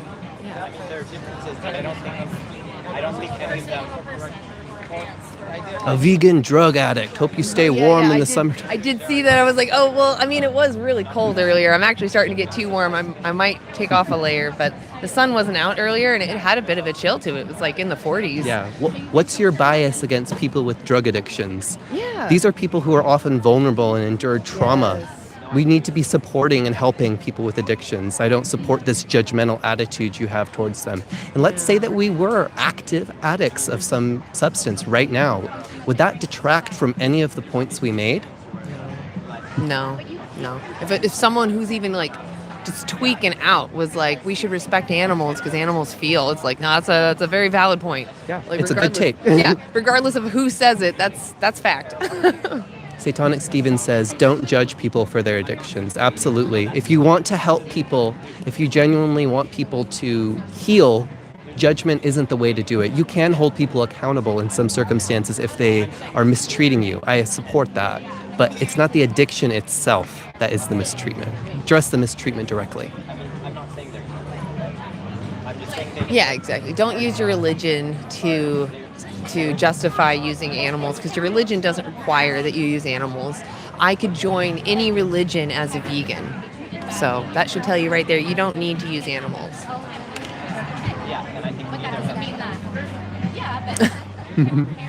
Like mere existence, let alone divinity, is not really accepted. Those traditions left us because we became migratory.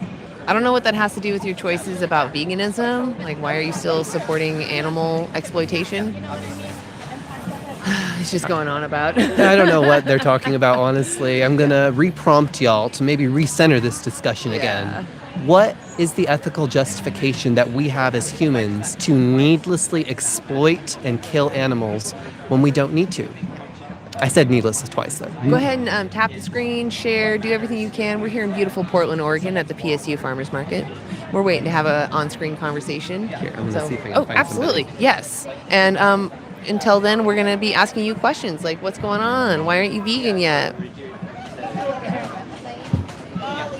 Yeah, bad excuses to normalize violence. I totally agree. And I mean, all it takes is looking at that Dailey Dozen. You can get everything you need because most people agree that we don't need leather, we don't need fur, we don't need to do vivisection, we don't need circuses or zoos. I feel like most people agree that we shouldn't exploit each other if we don't need to. Almost, I saw.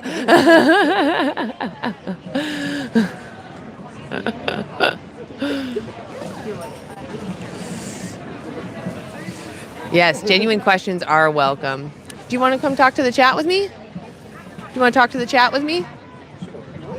Okay. You've been having a couple of conversations, so it's worth it to come here and talk. Oh, yeah. Do you want to interview? I'll interview you. Cooper is amazing. This is our spot. We didn't have our chalk, so we were using bark to try to draw your spot right here. Okay. But you can see. Yes, you're in frame. We're both in frame. And remind me your name.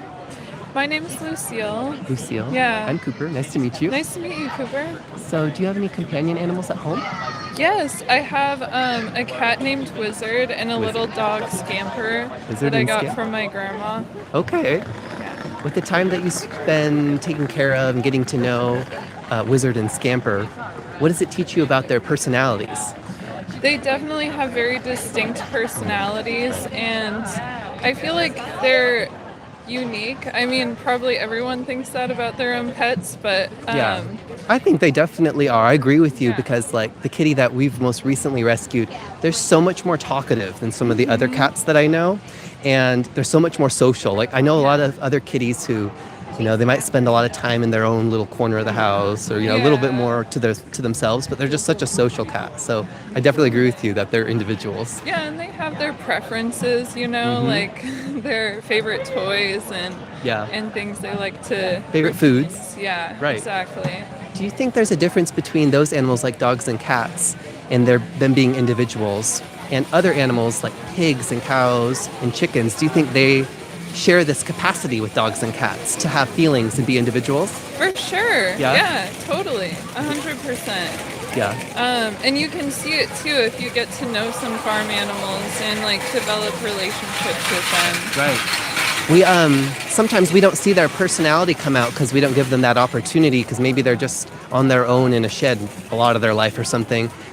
We don't get to see like, well, what toys would they have preferred or what would their favorite foods been? We don't give them that chance. I know what you mean. Yeah. Do you think that there's anything that humans need from other animals in terms of their clothing or their food or their entertainment? Or do we have an alternative today in 2026? That's a good question. I think humans need animals around to learn how to be more compassionate, and just how to connect with each other even, you know?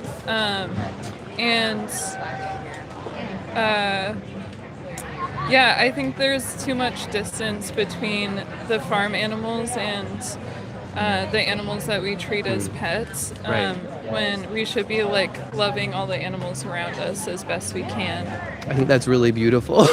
So I want to get at this question a little precisely. Within the food realm, for instance, at the grocery store that maybe the same grocery stores that you and I shop at, I don't know, I'm a Winco shopper, but at the whatever grocery store or farmer's market we go to, do you think that if someone like you or I wanted to, could we get everything we needed from plants, do you think? Without using animals? Yeah, potentially. Yeah. I could see that. Especially because there's such a high demand for meat in our culture right now. I think going more towards plants is necessary to compensate for the destruction that it's causing the environment. That's some really good points. Yeah, so like finding ways to like seek out those same nutrients and sustenance from plants is important. I want to ask about another realm like entertainment because it's a similar principle to what you just talked about where if we have another option, let's kind of exercise it to not exploit animals when we can. Within like an aquarium tank, for instance, do you think it's more fair from the dolphins' perspective for us to watch a nature documentary where they're free in their home habitat versus go to that aquarium and buy a ticket and pay for them or contribute to them being kept in this tank where maybe they don't have much room to swim around and humans are just kind of looking at them? Do you think the nature documentary is a more fair alternative? For sure, yeah, because then the animal doesn't have to go through any distress of being caged up, you know? Right. Like, you're not even going to get an authentic experience. Yeah, it's like, what relationship do you want with somebody that you put in a cage? Yeah, exactly. And people, it seems like, have been neglecting that concern a lot in our culture. Yeah, I find it something we just don't think about often. I know before I started thinking about it, before I had a conversation like this with somebody else, I just kind of pushed it to the back of my head. I just ate what I was given, didn't really think about zoos. I went to them as a kid. Yeah. But after I reflected, I had to ask, I don't know if this is fair. No, it's more of a, like, I think human behavior to try to assert dominance, like how dominance is so integral to American culture that we're like have to be dominant over nature completely, and it's not fair to the animal at all. It ties in with like other kind of colonial mindsets where, for instance, men want to dominate women. It's like these ideologies which place certain beings above others in a hierarchy and disregard the interests of those who they've deemed lower. It's just Do you agree with me that's unjust? Yeah, completely. And something needs to change because, like, it's just, I don't know, it's inhumane. And it's like, how would you like it if that happened to you? Like, people don't want to think about that. It's a hard question because it might make us change if we ask, what if that was me? But it's an important one to ask. I think you're absolutely right. Have you heard of, because obviously you sound like a vegan, have you heard of veganism? I have been vegetarian for a period of time. Okay. But not currently. I have a lot of friends who are vegan though. Okay. And I totally support their decisions and Right. respect it because I see a lot of value in that. I wonder, within your own personal life, what would be the obstacle that you have to saying, I don't really want to relate to animals as resources. I want to relate to them as individuals. What would stop you from joining your friends and saying, I'm just going to start living vegan because I'm here in Portland and I can? I guess because I love cheese too much. Oh, okay. I'm like, you really like cheese products? yeah, like I eat cheese every day. I see. So, yeah, I try to get good cheese. I try to be mindful of like where I source my dairy products and my meat because I just think it's really important that the animals are treated fairly. Right, I hear you. Do you know much about the family separation within cow's milk industries? It's not something that someone had shared with me until a few years ago, and I was like, we're drinking the milk that was designated for a baby cow ourselves, or we're turning it into cheese or something.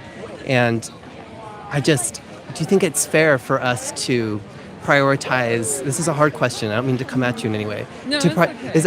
Is it fair for us to prioritize our enjoyment of cheese over that cow's preference to have their baby?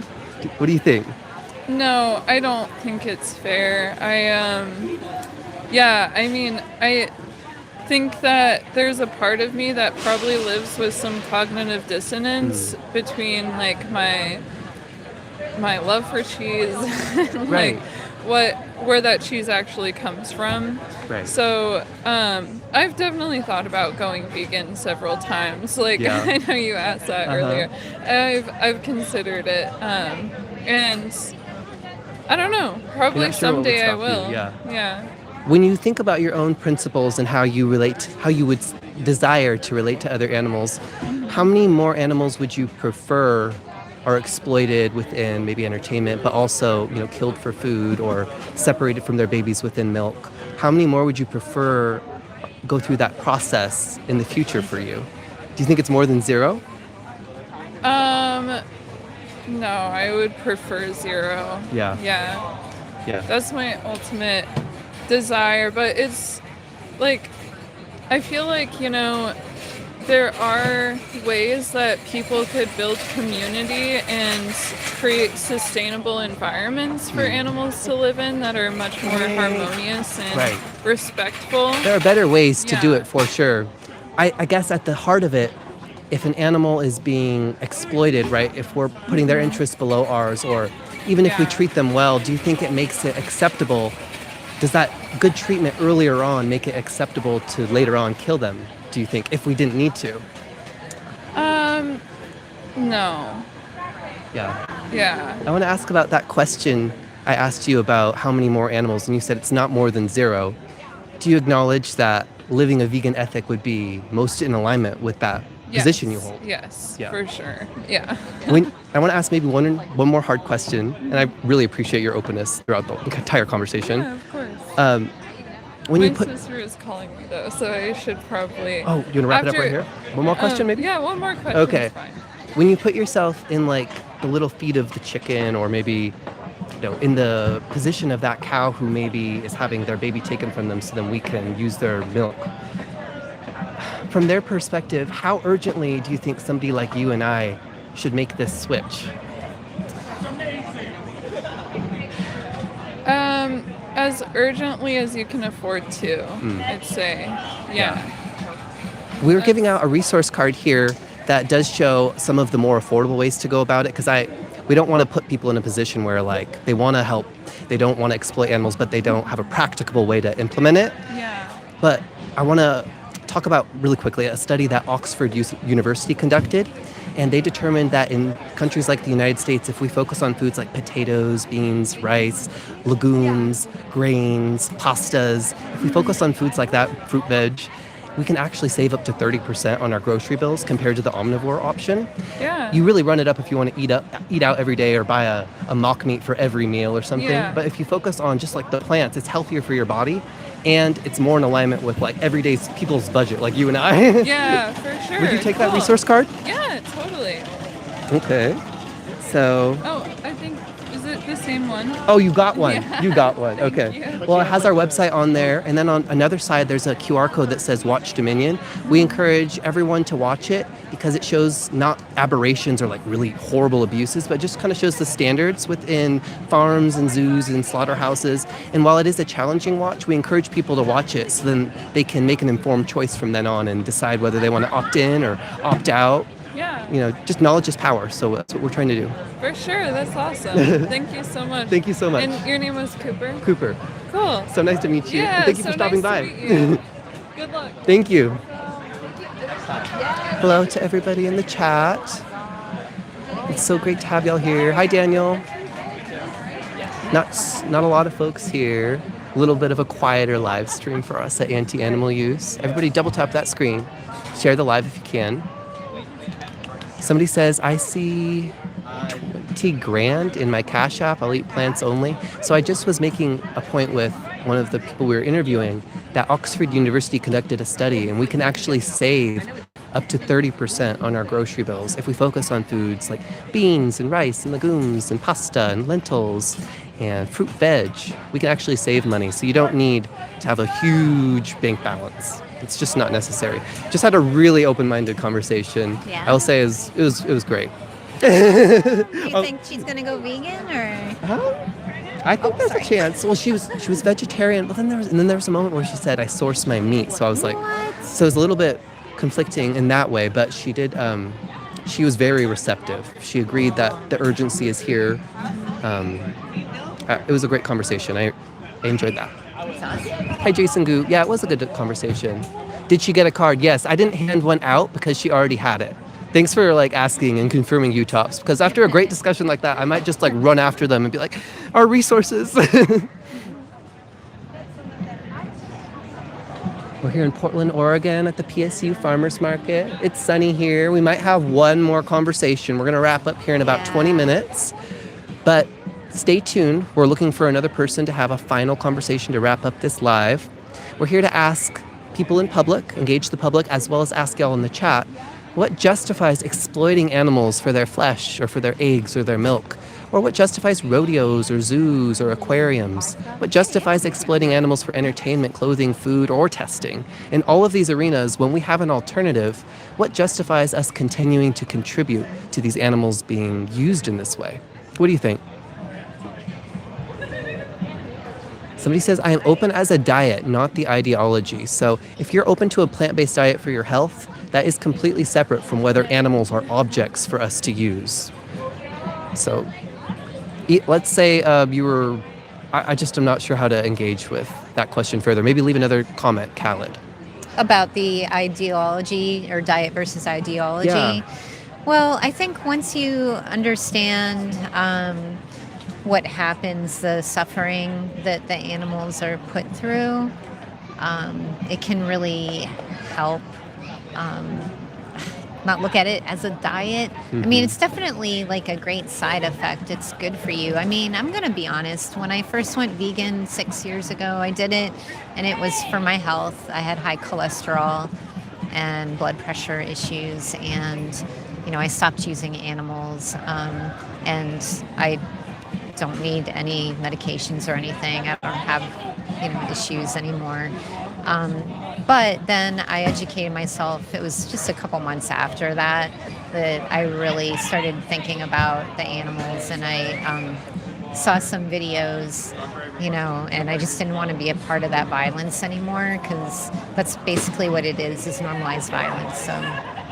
And in terms of ideology, I had another thought that passed, which was, aren't all justice movements somewhat rooted in ideology, or in an ideology against oppression or against exploitation?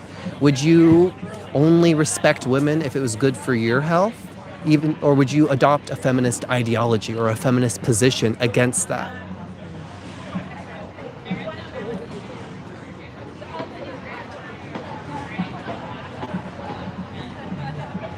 Beautiful day here in Portland, Oregon. Thank y'all for being here. Thank you to the mods. It's always important to have y'all's presence in the chat. It can be scary. Yeah. Well, we like your support, and it makes everybody feel more unified. Hearing about from the vegans all over the world. We know we're all out, all over the planet helping. We're always inspired when we are watching other vegans outreach. Not necessarily here to argue. I know there's some non-vegans here who are listening in, but maybe are feeling a little bit shy. I want to engage you, bring you into this conversation. Yeah. What's your biggest personal obstacle to living vegan? What stops you? Let's talk about it.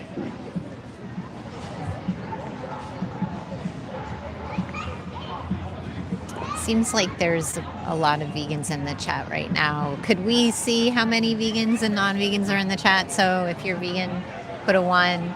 If you are not vegan but interested, put a 2. If you're not vegan, put a 3. Let's get a sense of everybody who's here in the chat. Yeah. You can also double tap the screen, share the live. Vegans, maybe put some green hearts too. Yeah. Hi, Jason Goo. Hi, Daniel Broccoli. Somebody says, which vegan milk has high calories? Honestly, the calories is not something I've checked. Usually plant milks are not where you're going to get the bulk of your calories. But something like soy milk has a lot of protein. It's comparable to breast milk, which a lot of people were previously drinking. So, yeah. Somebody says, seems hard to get enough protein. What part seems challenging? We have the Academy of Nutrition and Dietetics here in the United States, the largest nutritionist and dietitian organization in the world. They've concluded that plant-only diets are sufficient for humans not just to survive, but to thrive. They don't mention anything about it being challenging to get protein. They just say it's possible and doable. Yeah, nutritionfacts.org is a great resource for understanding how to get everything that you need in a day to be healthy. And I think really too, something that's been talked about is that as cultures, we're really overly concerned with protein, and what we really need is more fiber. Yes, we need fiber. Yeah, so I mean, not that we don't need protein, because we do, and I'm not a dietitian or a nutritionist, but it's kind of what I heard a lot of lately. Yeah. Daniel's recommending Huel protein powder. He says it's both high calorie and high protein. Okay, so check out Huel. Some other protein sources that are dense within plant-only eating are seitan, tempeh, tofu. A little bit less dense, but you can still get a lot of your protein from beans and legumes and lentils. Yep. Nut butters can be a good supplementary protein source as well. We really just need a variety of foods. So... Khaled says, protein and fat is my main energy. You can get all of the proteins and fats your body needs to thrive on plants only. If you seem to think that that's not the case, that's an empirical claim. So I want to ask you to leave the link to the scientific study which shows the human body needs animal fats in order to thrive. Yep. What is the name of protein with a lot of protein? I think you're asking, what is the name of a plant with a lot of protein? Look up seitan or tempeh. Both of these are pretty high in protein. Edamame is a complete plant protein. That's a different stage of the soybean growing, I think. I don't know. I have a friend who's always popping them in her mouth, and I don't know if they're roasted or whatever, but it makes me want to get some. When I do that type of edamame, I just put a little bit of salt on them, and then I just eat the beans out of the pods. But it's pretty plain. But honestly, they're pretty good as they are. I'll just eat them like that. But I'm also somebody who will eat some carrots with some ranch. I can just eat some veggies. Perfect calories per day. So, wow, you have a complicated name at Apauga, but are you talking about edamame? Sorry, I don't know what you're talking about there. But you can get, if you think the perfect calories per day for your body is 1,900, You can watch your calories and count them on a plant-only diet and reach 1900 consistently if that matters to you. There's no barrier to living a vegan ethic and also eating 1900 calories a day. Oh, thanks for the clarification, veteran vegan. One more for you. 10 more minutes? Okay. I mean, whoever wants to. I said you, but it's like, I get it in there too. Somebody says, this question would always occur to me when my gas station would make me throw perfectly fine food out. Is there moral issue with eating only waste meat? Obviously, people do it out of desperation, but excluding them. No, so if you're not in a situation of desperation, I'm asking what justifies seeing animals as objects and resources to consume in the first place? If you saw a bit of dog flesh in a bin, would you want to cook it up and eat it when you didn't need to? You're not in a situation of desperation, as you said. Is it fair for somebody, for instance, to go to the scene of a hit and run where a dog has been hit and they drive off? Is it okay for somebody to chop that dog's body up? Or is it preferable to get in contact with the guardians, with the family of that dog, so that they can be let to rest peacefully and respectfully? What do you think? Yeah. If it was a human that, had died, we'd do everything we could to find their family, so it shouldn't be any different for an animal that we find on the side of the road that might have a collar on or might have family we're not sure of. Daniel said, would it be respectful to eat your body parts if you accidentally died? It's a good question. Daniel's asking, put yourself in the position of the person or the animal, the fellow animal, because you're an animal as well, humans are animals. Put yourself in the position of the fellow animal victim and ask, would I want this to happen to me? That's always a good metric for ethics and justice. And if you don't want that to happen to you, if you don't want to be exploited or killed yourself, why impose that on our fellow earthlings when you don't need to? When you have another choice, what would justify that? Yeah. Do either of you want to go buy something?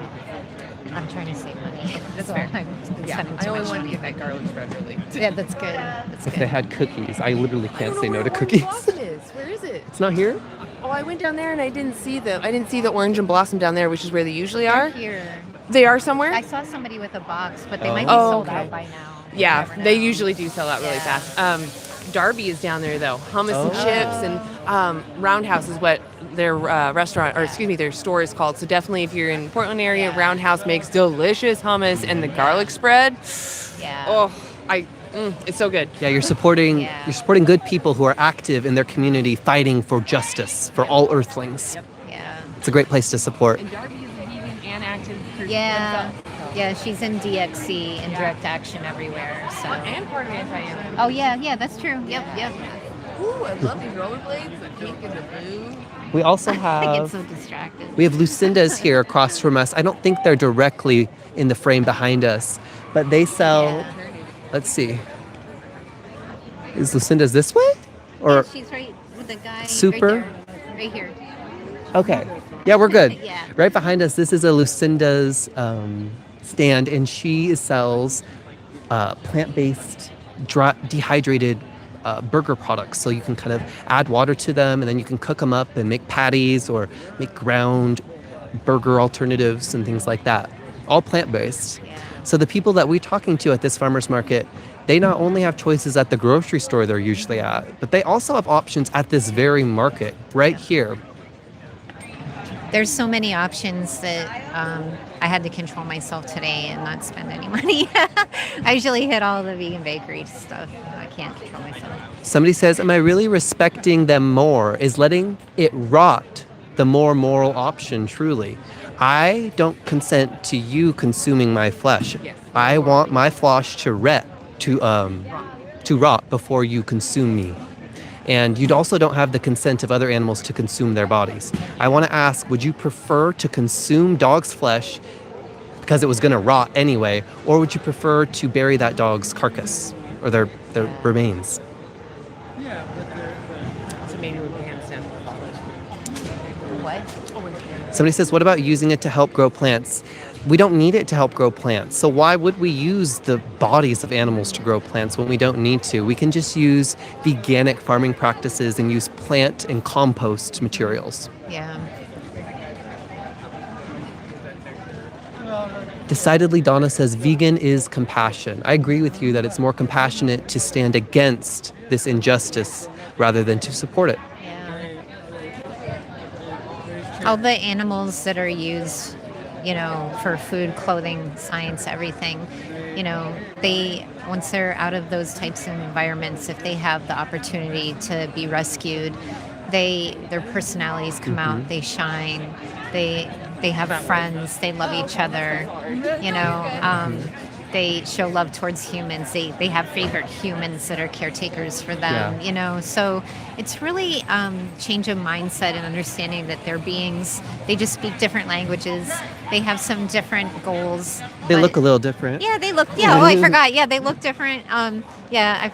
I always they wear forget some feathers while my skin is mostly bare. I got some hair on it. Yeah, so, but yeah, compassion is the way because we're not so different than they are, so. Daniel says, recognize that body parts shouldn't be sold on the walls of grocery stores. Absolutely. It's always challenging to walk through that area just because I can hear the screams of those individuals because I've witnessed it and listened to it before. Not because I enjoy it, but because I needed to confront what I was contributing to in order to make that informed choice, in order to opt out. Yeah. Decidedly, Donna says, don't be a speciesist, be vegan. Thank you for saying that, Donna. We stand against speciesism here. On what basis would we value the experience of humans more than other animals? Humans are animals too. What differentiates the human animal from other animals? That means it's okay to put the interest of the human animal above all of the rest of the earthlings. Speciesism is incoherent, it's illogical and unjustifiable. Somebody says what you eat as meals. So I eat probably all the same meals you do. I just eat the vegan version.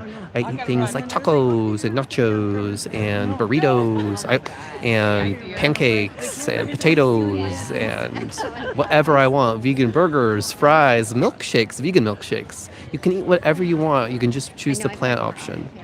But it's okay. All right. Yes. Yeah. Awesome. I don't know if you want to come into frame or not.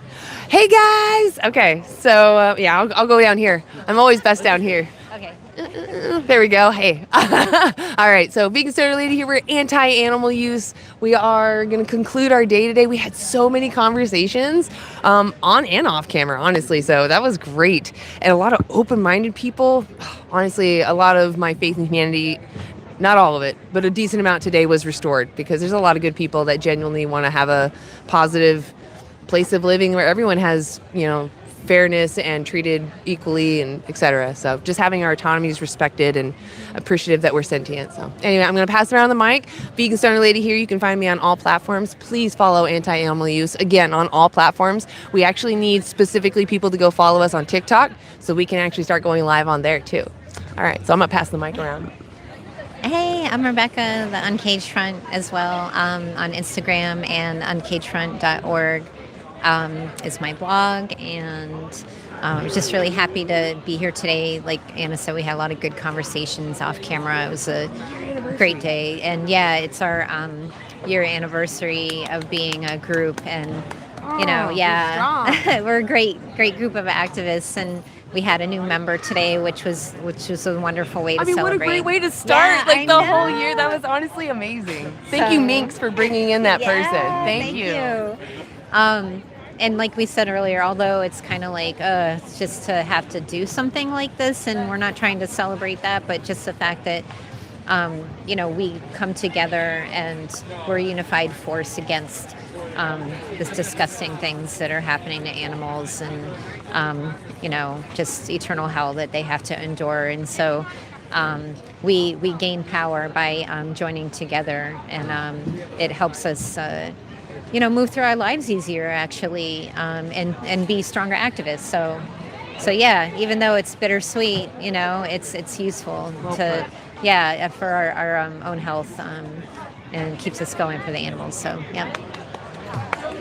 I am Enigma. It's been a busy day here with the anti-animal use in Portland. Lots of off-camera conversations, a really solid on-camera one with a really open-minded person. And yes, I'm excited to rewatch that and just revisit it and keep reflecting about it.